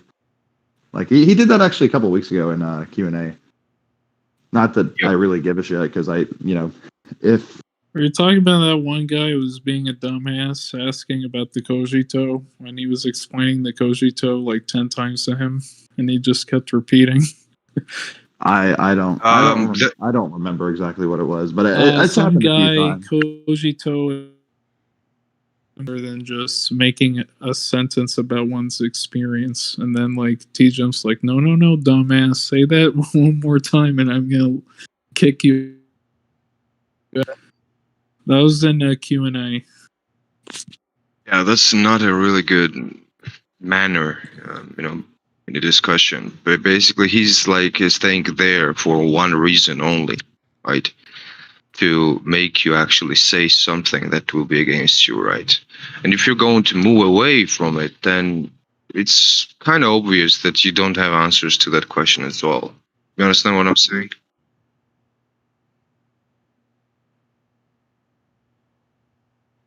Or you don't? I guess he left. But I was gonna say, I wanted to ask him about, because you guys remember the Darth debate where Tom said the cogito ergo sum, and then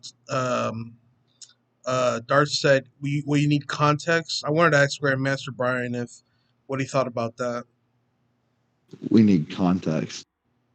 Yeah. No, I don't see in any way where we would ever need context for saying "I think, therefore I am."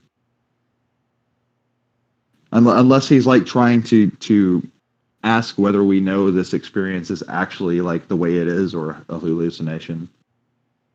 Which, sure, but like that's not at all what Tom's point is. Pretty much all of the time. Well, Tom's point is that cogito ergo sum works everywhere. It doesn't matter what context you're going to use it. But he was trying to ask context is a new word for precepts. That means that you cannot when you're discussing knowledge, you have to discuss it in a context such as like E equals MC squared, right? Like you have to discuss in which type of scenario you're using it for it to actually work. And it's kind of a way to dodge things rather than answer to any questions. But I don't give a shit. Let's discuss that, motherfucker.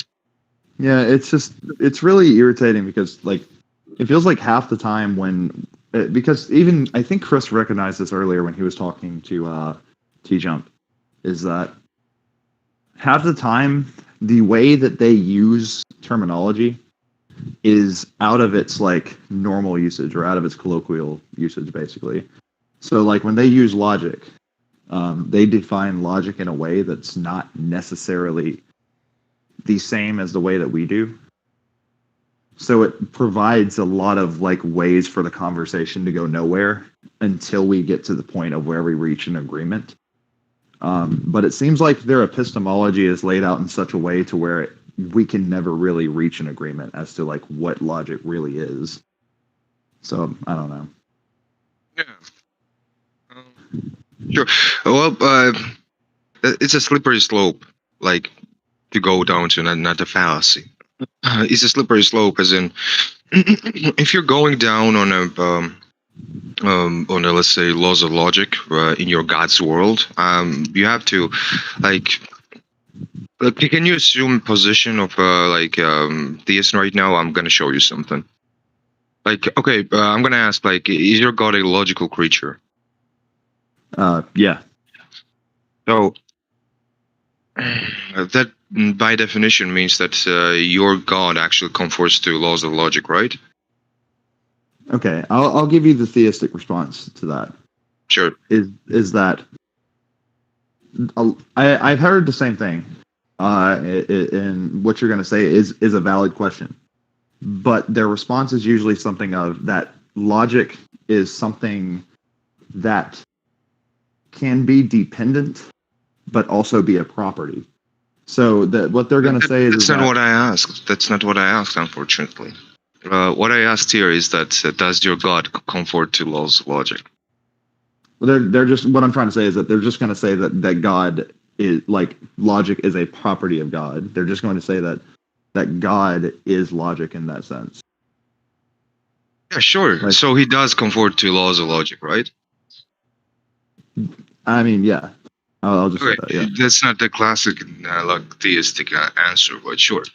Then, if your God actually conforms to the laws of logic, why should I ask God anything, or why should I think that he's like ultimate necessity when discussing what is possible or impossible? Like I'll just go and like ask laws of logic, what's possible or impossible, you know? Yeah, and that's basically what I was going to say is that what they're going to do is just reassert that logic is a property of God. Therefore, saying that law like God acts under the laws of logic, it's just part of his nature. So are you saying that God transcends laws of logic? No. They're one and the same to them. They basically like picture it like God. Picture it like as God has a brain, right? We have brains, and each part of the brain functions in separate different ways, right? That's basically what they're saying is that there is a part of God that is dependent but not necessarily separated from it. So he conforms to laws of logic. So I don't need to ask God shit, or I like address God as in like ultimacy in what is possible or impossible. I just can assume the laws of logic, which is man-made and definitional and part of the language, and that way detect what is possible or impossible. I mean, I know we agree on this. It's just like what I usually what I was trying to say. When you get to laws of logic, afterwards it's a slippery slope, literally. Yeah. So if you ask me, it's not in their best interest to start talking about laws of logic. I would avoid. If I was a theist, I would avoid that question. I mean, personally, if I was a theist, I would just avoid the presuppositional argument as it is. Like, I don't even know what argument I would really go with. Well, if I was a theist, I would avoid being a theist. But yeah, They should just be honest and go with the evidentialist argument, or like revealed a revelation or something like that. Just be honest about it. I would go through. Yeah, I'd go through I'd actually just rely on my revelation and stop trying to convince others. I would just accept that I had revelation and that others didn't. That would literally be how I would do with it. Yeah, agreed. Yeah. It's hard to. One of the weakest sides of the atheism is like taking revelation as an evidence, right? So let's say something in the terms of if such a kind of thing really happened in past history, right? And there was no scientific recordings or other historical sources actually documenting like Jesus Christ's life or whatever. That still doesn't mean that Jesus Christ did not necessarily exist. So that's our. I get hung up on that a lot with theists for some reason, and it like I'm sure it's a common thing that we all get hung up on with them. It's just like you can have all the evidence you want in the world that Jesus existed, and I never have an issue with that. What I do have an issue with is you claiming that he performed miracles and walked on water and all of that. That's the thing that you have to prove to me. I'm not going to just take word of the Bible because nobody's proven why I should take word of the Bible. And as accessible as that argument is and as overdone as it is, I mean, it's still valid. I reject all forms of circular reasoning. You don't reject all forms of circular reasoning. What makes you say I don't? Because you assume the cogito ergo sum position. No. I take that axiomatically. Right. Doesn't matter how you take it. It is a circular argument. I'm not saying it's fallacious. It's just circular. No. How is it circular? There are ways to. That's the question. How is it not a circular thing? No, it's external justification for the cogito. And that's all the necessary prerequisites that you basically need to know you exist. Yeah, I understand that's all. That's all necessary thing to actually make cogito work. But what I'm saying here is like, uh, it's a kind of circular argument. I'm not saying it is wrong to use it in that way because we have no tools actually to delve into further. But argument is still circular. No. I'm not putting it forth as an argument. What I'm saying is that it's an axiom for me. So it's different from that. If I was putting forth, I would be saying like, because it always comes from the I, right? I know what you're getting hung up on. You're getting hung up on the I. Am I right? No. I'm getting hung up on justification for somebody existing, right? In this case, you or me or whatever. Like justification is just because I experience it. Yes, because it's just you have to go. Yeah, I experienced that. So, like when you're somebody's going to ask you, right? How do you exist? You're going to just justify it with just because I feel existence or I feel this feelings of existence. I exist, which is circular. No, I don't claim it as knowledge. I don't claim it as knowledge. What I'm trying to say is that I claim it axiomatically. I understand. I do. I really. Yeah, it would be different if I was claiming it as a knowledge claim. I'm claiming it axiomatically as something that's self-apparent. If you're going to say that to I don't know, to a theist, then he says that you basically have no knowledge in your worldview. No, because my axioms precede their axioms of God. My axioms precede. Oh no! Let's not talk about anybody else's God. Like we're talking about your worldview. Well, I'm doing an internal critique of your worldview. Okay. So I don't give a shit about anyone else's God. Okay. Well, what I'm trying to say is that it is apparent to me that I exist, right? And sure. After the fact that I make the observation that I exist, right? Then I can use like what Tom says. I can use language to describe the experience. Okay, that's later. That's later, way down the road. That's way down the road. I'm not talking about that. Like, don't skip steps here. I'm just saying, like, justification of your existence is your existence, or feelings of that existence. Wait, justification. You can take it axiomatically. You can take it axiomatically. You can take it however you want. It's still an circular argument. I'm not saying it's a viciously circular argument. It's just the only way actually for us to work. That's it. Is observation not a justification? Not a good one. It's a circular justification. That's what I'm saying. But the argument goes, I exist because I experience. So the justification of existing is that you experience it. Yeah, and I exist because I experience. Yeah, that's why I exist. I think we're getting hung up on because I don't agree with the way that you're describing the circular reasoning here within the cogito. I think it's a justification for like. I think it's a justification for why I believe I exist, but not exactly like the reason that I do exist. It doesn't mean much. Like the code. No. How about this? At some point, we're going to go down to a really simplistic matters, right? Usually, when we're discussing why, and like question why is asked 1,000 times, and you're going down to this really simplistic understanding and explanations. I understand, but if you're going to think about it, right? When you're saying that I exist, right? This word I exist. When somebody is going to tell you, how do you know that you exist, right? You're going to tell him that because I experienced it. What? No. It's not an argument that's being put forth. It's non-inferential. Like the fact that I exist is not something that I'm arguing. It's non-inferential. It just is. Oh, somebody is arguing like, how do you know that you exist, and how do you know that this is not parts of the cogito is just describing the fact that I exist. It's not an argument. It's not something I infer. I'm sorry, but you cannot dodge out from here. Like that doesn't work that way. It's still No. it still is an argument. No, it's not. It's not an argument. It's an axiom. There's a difference between an argument and an axiom. I understand, An brother. axiom is something that is self-apparent.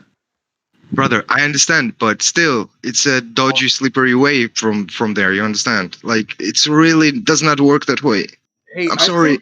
I think you're confusing circular argument with tautology, maybe. Yeah, that's what I would say. Yeah, you probably are confusing a circular argument with a tautology because they are different things. Like tautology is not I exist because I experience existing. No, existence is existence. That's basically what would be the tautology here. Yeah, I'm not doing a tautology here. Like, did you do a tautology? I mean, I can. So if you would do tautology, I would ask you, existence is existence. I understand, but how do you feel existence, or how are you sure that you exist? Existence is existence. So I feel. You're going to repeat. Then this is a question begging. You didn't answer my question. Existence is existence. You went there. Yeah, I'm not. You're trying to make me sound like I'm making an argument here. I'm not making an argument here. I'm just saying that this is an axiom. Oh, you're not sure. You're not sure about like your existence. That's what I'm saying. Like you're saying something in the terms of I'm not making an argument here. I'm just making a positive claim here. What it all sounds to me is more likely you're trying to avoid all the circularity which cogito brings. No, but you're still not escaping. I am not putting it forth as a truth claim. I'm not putting it forth as a truth claim whatsoever because I know that I can't justify the I, and I think therefore I am. What I'm trying to tell you is that is self-apparent. It's an axiom. It still does. Yeah, sure, it is. I would agree. It's self-apparent. Yeah, I don't accept the cogito as I don't accept the cogito on the grounds of putting it forth as an argument. I accept it as an axiom. I understand. It's self-explanatory when, as you said it. I understand, Yeah. but if you don't have explanation for that, right? Like atheists are coming and telling you, okay, I don't need one. I don't need one. If I accept it as an axiom, then I don't need one. One second. So I understand that, but theists are coming and telling you that, okay, I have one more step to take, like because God made me do it. Like God made me this way to actually experience existence. Why do we need multiple axioms? Well, it delves into deeper and gives you more information. I would say that having multiple axioms is actually a bad thing because that's like if I were to, because my axioms precede their axiomatic claims of God, right? So we should try to like avoid as many axioms as possible. Isn't that called Occam's razor? Yeah. Wow. I mean, the usual theists are calling Occam's razor.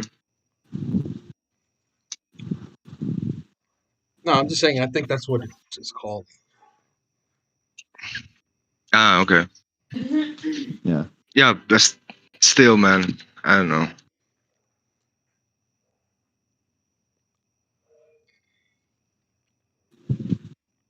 No, I do agree with you what you're saying. I would agree with you if I was putting it forth as in the form of an argument, but I accept it as self-apparent. I'm not using anything to infer. But it's still a statement. It's still a statement of proposition. You understand? Statement. No, it's a statement describing. It's not a statement. It's not a statement. I understand, but it's who says that it should prescribe? It's described. I'm saying it describes, but still, if describes or that doesn't describe, right? It's a statement in position. It's not in the sense of that it is an argument, though, is what I'm trying to tell you. I'm not claiming it as a truth. I'm not claiming it as any sort of truth whatsoever. Just get the notion of that out of your head. I'm not claiming that as a truth. I understand. I do. I really do. I'm in the same position as you are. Hey, George, can you put it into syllogistic form while you're trying to argue? Not really. I'm not great at syllogisms. I'm not a philosopher. Okay. I'm a lawyer. I'm just to get some clarity because I'm trying to figure out how you see it circularly. So basically, when you're saying something in the terms of I exist because I experience existing, that is circular because you cannot take any more steps there, and you have to go back to existence then. Yeah, but that would just be a tautology. I I feel like exist I because just I experience, because I yeah, exist because I experience. It's not a tautology per se. Tautology would be existence is existence. But statement would be more likely changing, No, existing I'm with saying experience of the existing. statement would be a tautology. I exist because I experience, and then you just repeat it all over again. I don't know what's the difference, like from like the circular argument to tautology. Like,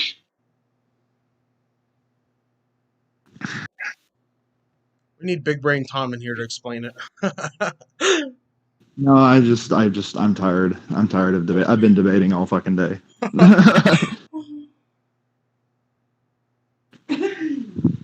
But all I can tell you is that it is not. I'm not putting forth the cogito as an argument. I'm just saying that the cogito is self-evident,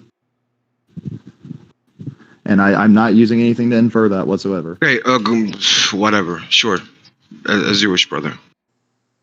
If you're going to say that in argument, they're going to say that, okay, I'm not putting God here as a statement. It's like self-evident that God exists. Yeah, I'm just going to tell them the exact same thing: is that we should aim for as few axioms as possible, and that my axiomatic claims of the cogito precede their axiomatic claims of God, because existence is required to perceive revelation. They're going to say something in terms of, no, you're just expressing the truth. Yeah, exactly. And They would say like, but at that point, I'm pretty sure I've done all I can. Yeah. And now we have no defeater. Yeah, And you're just sitting there scratching your balls.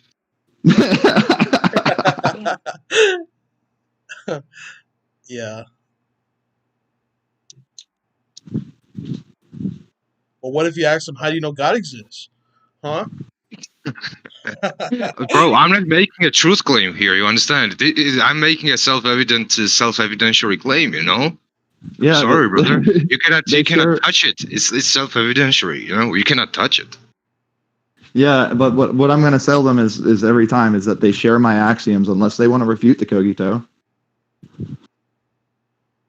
If they want to say that I think, therefore I'm not, which that would imply that there would be no I in that statement whatsoever. No, okay, look at the dishonest, atheist here. Okay, they're going to say that before you actually experience existing, you experience the existence of God. Yes, but there's a you there, right? What I'm trying to say is that for there to be a you in that statement, there has to be existence. He's gonna say that you are made in such a way that God actually made you to perceive you first, then me. Or I, in this case, sorry. Yeah, but how do they know? They can't prove that. I mean, they're not. That's just a non-functional. Okay, you cannot prove it as well. Do you understand what I'm saying? I can prove I exist to them. No, because we all can share prove the that you cogito. exist. Oh my God, we just literally solved hard solipsism. Please prove it to me how you exist. Because even solipsists don't claim the fact that we don't exist. They just claim that what we exist doesn't correlate with reality, possibly. Right. Yeah. Exactly know what hard solipsism says. So when I said you solved hard solipsism, it was a cynical statement as to how you solved hard solipsism. You didn't solve shit. That means. Sorry. Oh, you're good. No, I'm just trying to figure it out myself, honestly. Yeah, you cannot prove that you exist to anybody else. You cannot prove that you are not the only mind in the universe. That's why hard solipsism exists as hard solipsism. That's not a problem to me, though. Yeah, I'm sorry. Go ahead. If I accept it axiomatically, that's not a problem to me. I don't care if other people aren't convinced that I exist or not. You are the guy who doesn't claim truths. You're that type of a guy who explains the world with axioms. So instead of No, I only have one axiom. I just have the axiom of that I think, therefore I am. And we all share that axiom. I'm pretty sure down in the line I haven't investigated, but you'll have more axioms. But whatever. Really. Theists can actually take your position as well and be in the same shoes as you are. But what I'm going to keep saying is that they can take that position, but they also share my axiom, and my axiom precedes their claims of God. No. For them to experience, my axiom is required for them to know God. Okay, why is it necessary for you to actually experience existence before you experience God? Because existence is necessary to receive God's revelation. Even if it's before, No. even if it, no. Does God exist or does God not exist? God shares. Even God shares the cogito. You want me to assume like God's position here? No, God shares the cogito. No. 1 second. Do you want me to assume the Christian's position here? Yeah, go ahead. Go for it. Okay. God exists or doesn't exist. Well, he's outside of existence or non-existence, so you cannot fuck with him. Okay, cool. Wait, I mean, like, they can say that, but it doesn't make for a compelling argument whatsoever. It makes as much compelling argument as you are having right now. You're just having hard time imagining it. Wait, if God exists outside of existence, I think what I said was much more compelling than anything. No, I would say that you jump to an argument from incredulity. Explain. Just because you cannot understand, like, what is it like to be outside of existence or non-existence doesn't make it incorrect.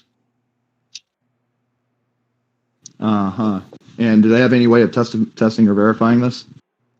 Why do they need to test or verify that? Actually, truth exists without mind. No. Anything that I do. Hold up. I love it. Anything I just said is something that corresponds to reality that I can currently observe. So anything they posit forth that I cannot verify, I'm just going to cast out. It's going to be Occam's razor to me. Don't give a shit if you're going to cast it out, right? Theists are not working on you. You have to remember that. They're not like literally trying to convince you. They're trying to convince everybody else who's listening to the conversation. Yeah, and I don't see how that in any way makes for a compelling case whatsoever. I think that the cogito is a much more compelling basis for epistemology than starting with God as an axiom, just randomly. Right, that's your subjective thinking, because it's not objective. They would not share that. What I'm trying to tell you is that it is an axiom, right? My axiomatic claims are required for Christianity to be the case. In any sort of demonstrable way. And any sort of demonstrable way you want to put it. Anything else outside of that is just something that doesn't correspond with reality. I understand. I'm with you there. Like, literally am. But theists are not. And they're going to say that, okay, I'm not there because, like, you can actually make it evident for a living being before he exists that God exists. Or God is there. Right? Yes. And then you can create him with the knowledge. And therefore existence is a prerequisite for revelation. Because God has to exist to give revelation. You're not listening to me. You're not listening to me.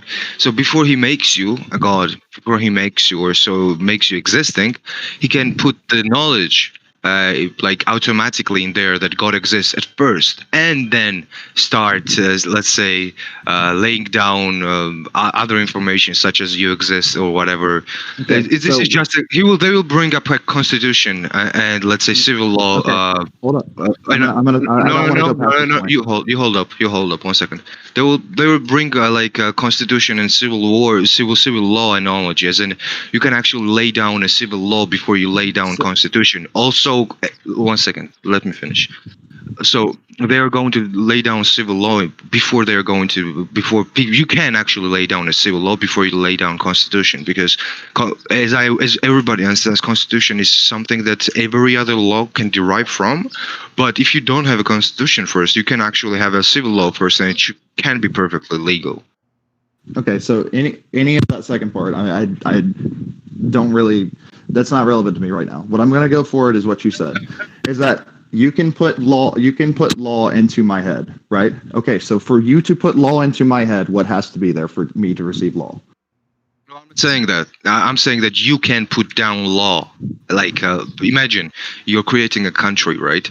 And you have to have some kind of laws. And before you have constitution, you can have actually civil law first, and active civil law, and then you can actually make a constitution. Okay, so for me to be able to receive perfectly legal. Okay, so for me to be able to receive a law, For me to be able to receive or prescribe to a law, what has to happen? There's no other people in this analogy. Like you're getting out of analogy here. Like in this analogy, there's no other Okay, but people. It's your country. what I'm talking about is the receiving part. I'm not interested in any sort of groundwork that's laid beforehand. What I'm trying to say is that for me to prescribe to a law, I have to be. Right. Like you have to exist before So you know you about don't law. understand. Yeah, you don't understand this analogy, right? Like you're saying something in the terms of I just showed you, right? Like constitution is me existing. Civil law is me like knowing that God exists, right? The truth, which I am suppressing. So you can have civil law before you have constitution, Yes, and I but for already showed anything you. to be, yes, but for anything to be there in the first place, existence has to precede it. Right. No. You're just making a positive claim here because you don't understand the otherwise. Like you really don't understand how Well, you need to put it forth in a world much vision more works. clear way because I'm not following what you're saying. Then. I mean, God. I told you, God is capable of before He makes you understand. Or 1 second, I'm gonna roll a cigarette. Okay. Okay, I'm done. So before he makes you experience like a reality, he can actually give you the knowledge, the sudden connotation, inherent connotation of Yes. Hold up. Let's stop right there. created by the God. Stop right there. You said he can give you the knowledge. You the knowledge. He can give you the knowledge. There is a you in that statement. I'm asking you, how can you justify that as not existence? As I told you, God is capable of that. God is capable of making you existing, non-existing, and like making you exist and non-exist at the same time. They can claim that if they want to. I'm not interested. Oh no. That's not a defeater for that. And it's not a defeater for anything that I just said because what I said corresponds with reality. Anything they have is speculation. No. Oh, but then you're going to say that, okay, then you're saying that the Almighty God is speculation. How do you know that? Because you're making a positive claim here. So yeah, because you haven't demonstrated. Because you haven't demonstrated demonstrated the fact that your God exists. Okay, 1 second. So you're saying something in the terms of outside of outside the universe that we have observed. There's nothing exists outside of there. It is currently true to me that there is nothing outside of this universe. No. Observable universe. Sorry. You have to understand. Observable universe. Universe is larger than observable universe. Okay. So I will say it again. It is currently true to me that there is nothing outside of the unobservable universe that cannot be explained by natural. No. I'm not asking that question. You're dodging my question again, Gillis. Please. What am I dodging? What am I dodging? Tell me what I'm dodging. So something exists outside of observable universe, and when we get a better means of observation, we can observe it and see and actually have empirical evidence that it exists, right? But before that, we didn't have, but it still existed. So it's not dependent on our mind if it exists or not. Would you agree on this statement? No, because I don't see any reason to believe that claim because empirical evidence is not going to do it for me. So your type of in the same way that the drunk man down the street is not going to convince me that he rode on a unicorn last night. I'm sorry, that is not true. Even TJump would slam you on that, like literally. I don't care what TJump would slam me on. There's like imagine. Just imagine, on the earth, if there's a current tree which like nobody has seen it, right? Its existence does not depend on you actually perceiving it. Have you read into fallibilism at all? Brother, I understand what you're going to say, but like, look, its existence does not really matter. Even let's say Praha people, right? Like we just discovered Praha people who had no contact with outside civilization whatsoever in their lifetime. 1 second, let me finish. Let me finish. 1 second. So they had no contact outside of with outside civilization whatsoever. But if you ask them at that point of time, do you exist? They would like look at you with them like, I don't know, cow's eyes, like amazingly, like, what the fuck are you saying? Of course I exist. Yeah, and now it's demonstrable that they exist. Until that is the case, then I'm just going to reject it. Yeah, I understand that you are going to reject it. You know, you're not a guy who likes, information or is not good at philosophy, dude. You see, Like I just demonstrated to you like how existence is outside of your mind, and you still keep claiming that, oh no, I'm not going to receive this type of evidence. Like, okay, for me Bible is everything, like literally. And I can tell you that everything that happened before that, God said that it's gonna only happen after it's the second coming, right? After the Messiah will come. Before that, nothing of that will be self-evidential, or you won't see any God's powers on the earth. But you are asking me, okay, God, I'm a special one. I'm the special person. Please come down to me right now and show me that you exist, and provide empirical evidence that you exist. But the empirical evidence is already written Because down you in the share my Bible. axiom. You share my axiom. You I'm literally share sorry. my axiom. I'm sorry You that share my really doesn't axiom. work that way. You're really It, bad at philosophy. dude, you share my axiomatic claim of the I don't cogito. Like look. even Christians share the axiomatic claim of the cogito. I That's what I'm don't. trying to tell you. I don't share that axiom. I'm telling you that before I knew that I existed, I knew that God existed, but I was suppressing that no truth. Okay. Well, I don't see how this is going anywhere because I've repeated myself You about see, 5 times. you see where it is not going anywhere. Literally, that's what I'm saying. No, I don't think it's going anywhere in the sense of that. I don't think we're understanding each other Yeah, because George. I'm not following along with things that you're saying. George, you have Oh, to. I'm sorry, but the way I see it, you have to exist in order to know anything. So the me Yeah, too. existence I'm part not has to I following come with agree. either. first. I agree, guys. I agree. I don't get me wrong. I do really agree, and I have the same worldview. But there are Well, Christians. you One need to second. articulate it in a better way then, because I don't. I'm not following.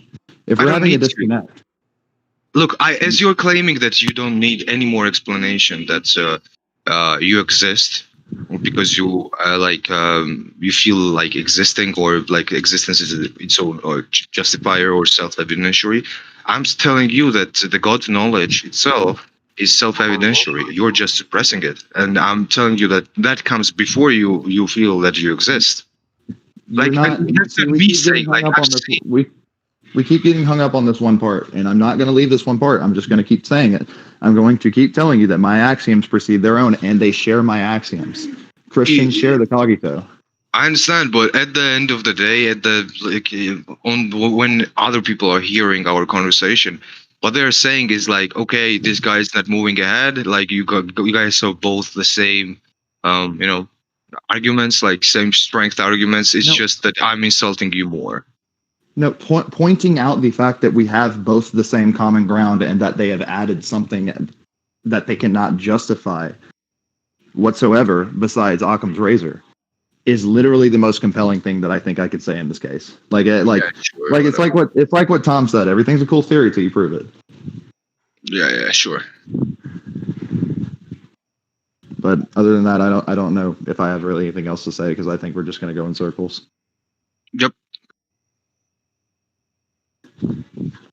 But thank you for talking with me, George. I really appreciate it, man. Yeah, didn't we just do this thought exercise deliberately? So yeah, no problem. Yeah. Even if you said I'm shit at philosophy. Yeah, I assumed the position of a religious person. No, I know you had to say that. Yeah.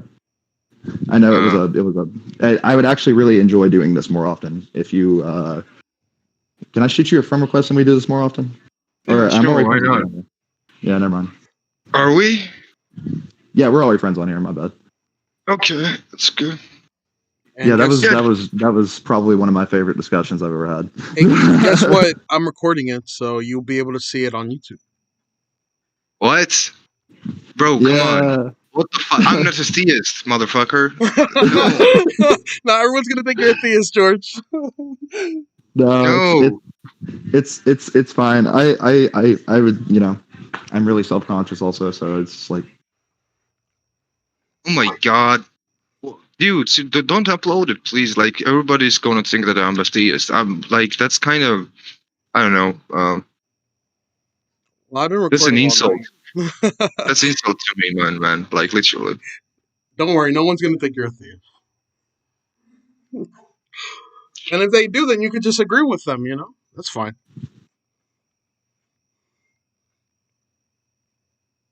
My god.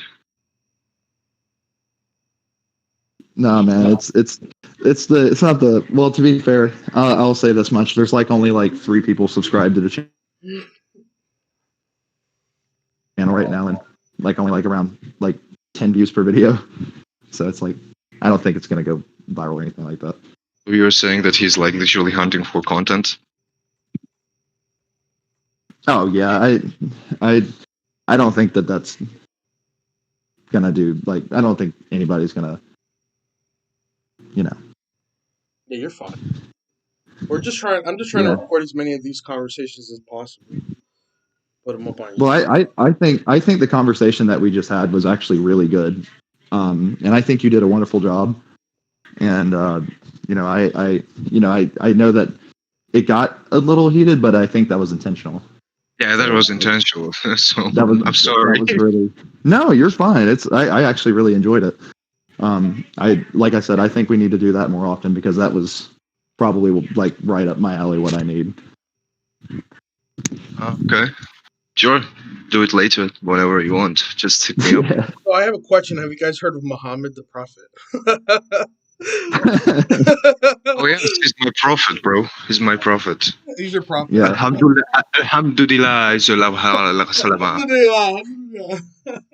That's so You know cool. that. Yeah, you understand that it's like I call fake Muslims who are not actually, when they're explaining shit, they have to insert some kind of Arabic into it. Like they have to say something in Arabic, right? Muhammad when they're saying it really sounds convincing that they are Muslims, you know.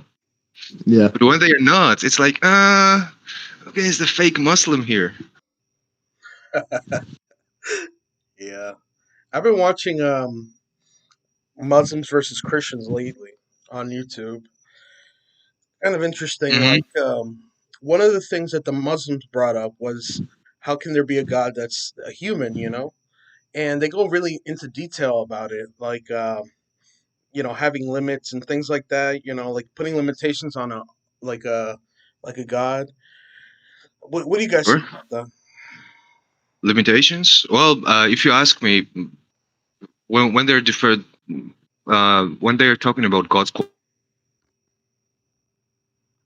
qualities, as in omnipotence, omnibenevolent, whatever. Yeah, it's stop contradictory. If you're going to say that something is omnipotent, it cannot be omnibenevolent. Or if something is omnibenevolent, it cannot be omnipotent. Doesn't those two does not sit with each other, like literally. Jeez. Hey, it's getting a little bit late over here, so I'm probably gonna get off for the night. Again, George, I really appreciate you, man. Always really good talking to you. Me too, brother. Me too. See you later, bro. See you, man. Franks, I'll talk to you later. And I didn't really get to talk to you, Neil, but I hope you have a wonderful night. Right. Night, Kyle. So Right. good night. Later, y'all. Good night. Good night. George, what do you want to bullshit about? I hope I didn't go too hard on this. No, you're fine. I hope I didn't go too hard on this kid. I don't know. We can bullshit about anything. How's your day been going? Pretty good? Like literally anything right now. Huh? Sorry? I didn't say anything. Yeah, so it was interesting your conversation. It's kind of difficult for me. Like someone named Matt Yester, I don't know if you know who he is. I had a conversation with him and it went exactly that way. Like he said what you were saying, and I was kind of stuck. So it's kind of difficult to answer that question, like what if God, like the precondition of not of like of even before you exist, God, like God exists. Like it's a hard question to answer. Yeah, I guess so. What I usually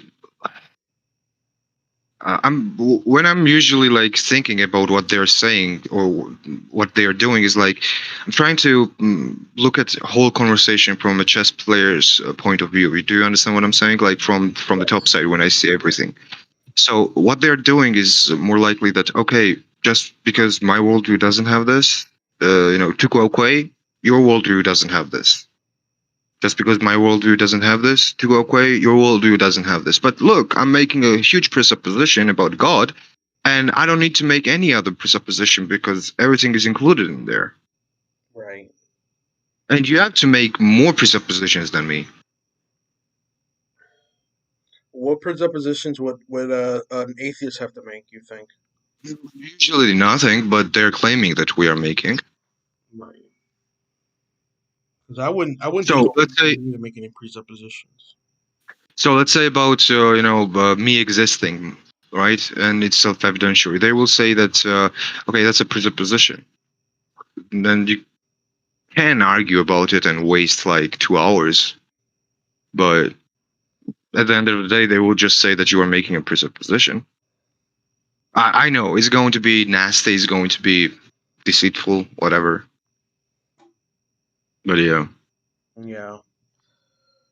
Yeah, that's where I get kind of caught up in the conversation. Like I was Matt yesterday, he does the same argument. Like, even before you exist, like God is there, like God exists, like, and it's like I don't know, like at the same time, it's like what Giles was trying to say, like you exist before you know anything at all. So existence would have to be the ground level of of your argument, and you don't presuppose you exist. You come to the understanding that you exist by existing. Yeah, sure. Agreed. Yeah. Uh, but I'm always interested what atheists are going to say when atheists will start claiming shit like, okay, sure, whatever, why not? But what if God makes you actually make you feel that God exists first, then you like afterwards comes the feeling of existence, and you analyzing that you exist. Right. Yeah, that's where they get caught up on. Like I said, I had a full conversation with somebody about this. Like, so it's difficult because they say it basically arises like maybe I could say they arises at the same time, like your knowledge of God as well as your knowledge of existence. Like they go hand in hand. Like they come at the same time, and you're just suppressing the truth until you realize God, and then you accept it. So Um, what I like to do there is like attacking, suppressing truth, right? Romans 2:16 or it's 2:15. Don't remember exactly. Yeah, in Romans 2:15, it says that you are suppressing knowledge, right? So I like to attack there. I like to attack that point because it's more, what the whole structure is like built upon. So I'm asking the questions as in, okay, what does it mean me to actually express truth? So what do you mean truth here? Like belief or knowledge? Because if you're going to say that it's belief, I'm going to tell you that sure I can suppress belief, but that belief depends on the knowledge that you have, and if you don't have like concrete knowledge, as in self-evidentiary knowledge, as in like knowledge which will automatically make you to believe in God's existence, then like I wouldn't be able to avoid belief. But if you're going to say something in the terms of okay, you're like expressing knowledge, then I'm going to say, oh, how is that possible? Then I'm going to tell you like, okay, if you ever try to suppress knowledge, right? Let's say I do it actively, right? Either what's going to happen is that you're going to suppress that knowledge, but the fact that you suppressed it, you're going to still remember. And every time you're going to remember that you suppress some kind of knowledge, the knowledge will automatically come back to you and you will remember that knowledge.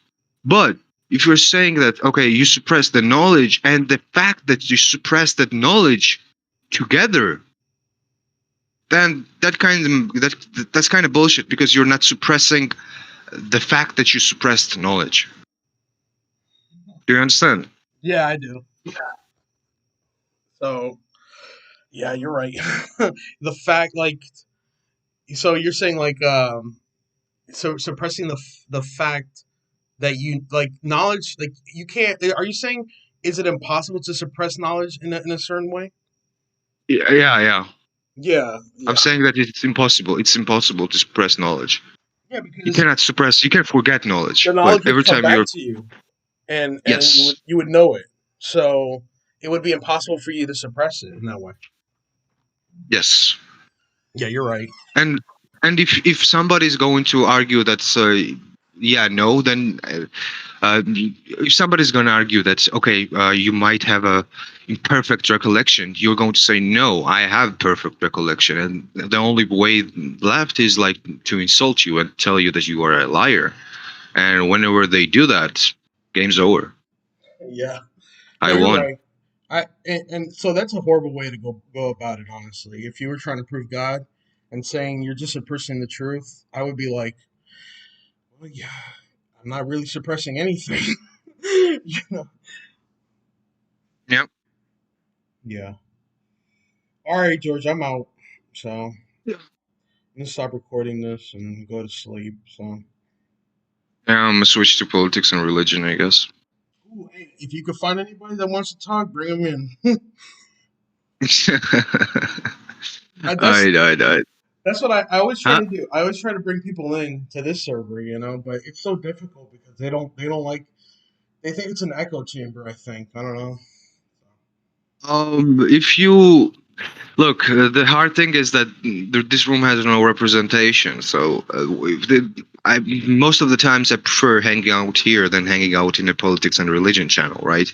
And when I'm like watching, like okay, the TJump server is empty and it's almost empty all the time.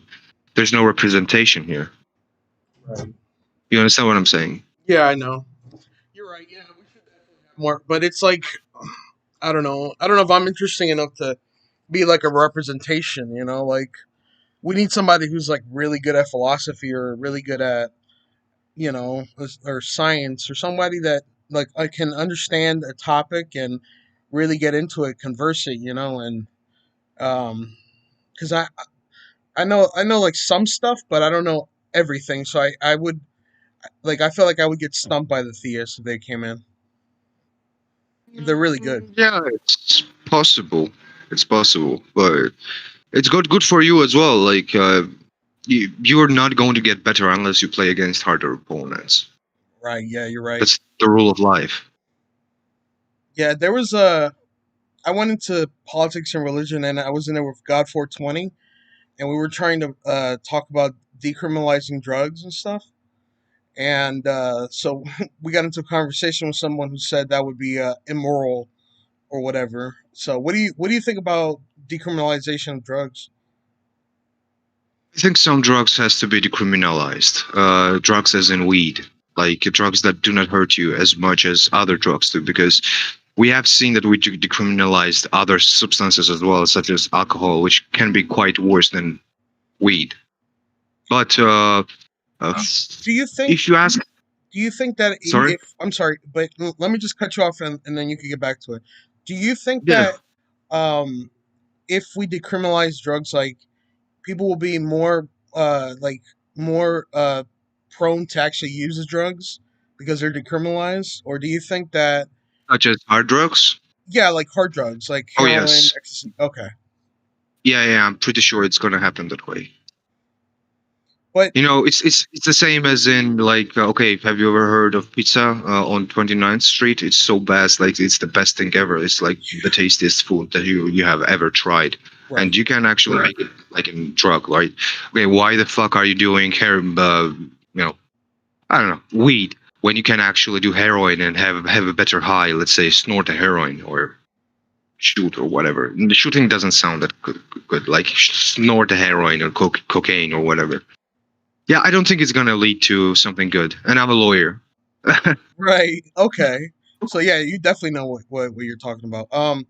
But can I? Yes. Okay, so what do you think is the best strategy going forward to deal with drugs? Do you think putting people in jail for drug use and then ruining their lives and having them like basically pay all this money to the government, uh do you think that it's like it's beneficial to keep it that way? Because in my opinion, it's like it would, if we decriminalize drugs, it would cause more people to use drugs, but I think the people that are going to use drugs are going to use them regardless of whether they're decriminalized or not. Like for instance, I used to smoke weed, and like I never like it was illegal and I didn't care. Like it didn't stop me. The fact that it was illegal did not stop me from using it. So, do you think? What do Okay. you think about that? I would offer you like experience of my country, which is Georgia, like country Georgia, not state Georgia. I would tell you that okay, some people are using weed here, but we're not hunting for weed. Like as in, police does not govern weed that much, right? But when it comes to hard stuff, yeah, police is just like literally catching all the people who are dealing or doing those hard drugs, and there's no like you won't even find a person who sells those sells that hard drugs. You know, you won't. You cannot get heroin or cocaine in this country, like literally, because police are on their ass 24/7. Yeah, yeah, you're probably right. But I just have a problem with like policing people's bodies. Like what you choose to put in your own body should be your own choice. Instead of having someone tell you what you can and can't do. Like unless you're harming someone else, then it shouldn't be illegal. I think, right? Ooh, so you think that suicide should be free as well? Like nobody should stop you from suicide? Well, if you want to commit suicide and you're in the right state of mind because of whatever reason you have, I mean, that should be an option you should be able to take. I mean, no one should be able to stop you. They could. I mean, I'm not saying it's wrong for them not to stop you. I would definitely try to stop anyone who's trying to commit suicide, but I think it comes down to what's best for the person, right? Like what's gonna limit the imposition of will on that person. Okay, so you're using TJump's definition of morality here, but when we're Right. saying like normal definition of morality, right? Personal sense of good and bad and right and wrong behavior, Yeah, like yeah. Oxford's definition. Right, yeah. Then what's gonna happen here is like, okay, I'm gonna tell you that then that's not a morally good choice to do, and I don't know if you're going to come back to this because if a person has a sudden downfall and he actually wants to commit suicide, but instead I can stop him and make his life a little bit better at the point that he does not want to suicide anymore, which happens a lot in life, right? You have this suicidal moments once or twice in your life. Well, I never had it, but usually people have once or twice, and if you stop that, they usually get better. Yeah. I mean, then you're like taking that factor into action and saying that okay, then your position is immoral. I don't know. I personally, I don't see too much of an interest. Like I have as much interest in afterlife as I have in this life. Right. So that's why I have no stand on that too much. I didn't press my claim, to be honest. Oh, all right. All right, But George. yeah, I'll catch you later, yeah. man. See you later, man. Thanks for the conversation. Yes, sir. Have a good night. Yeah, you too.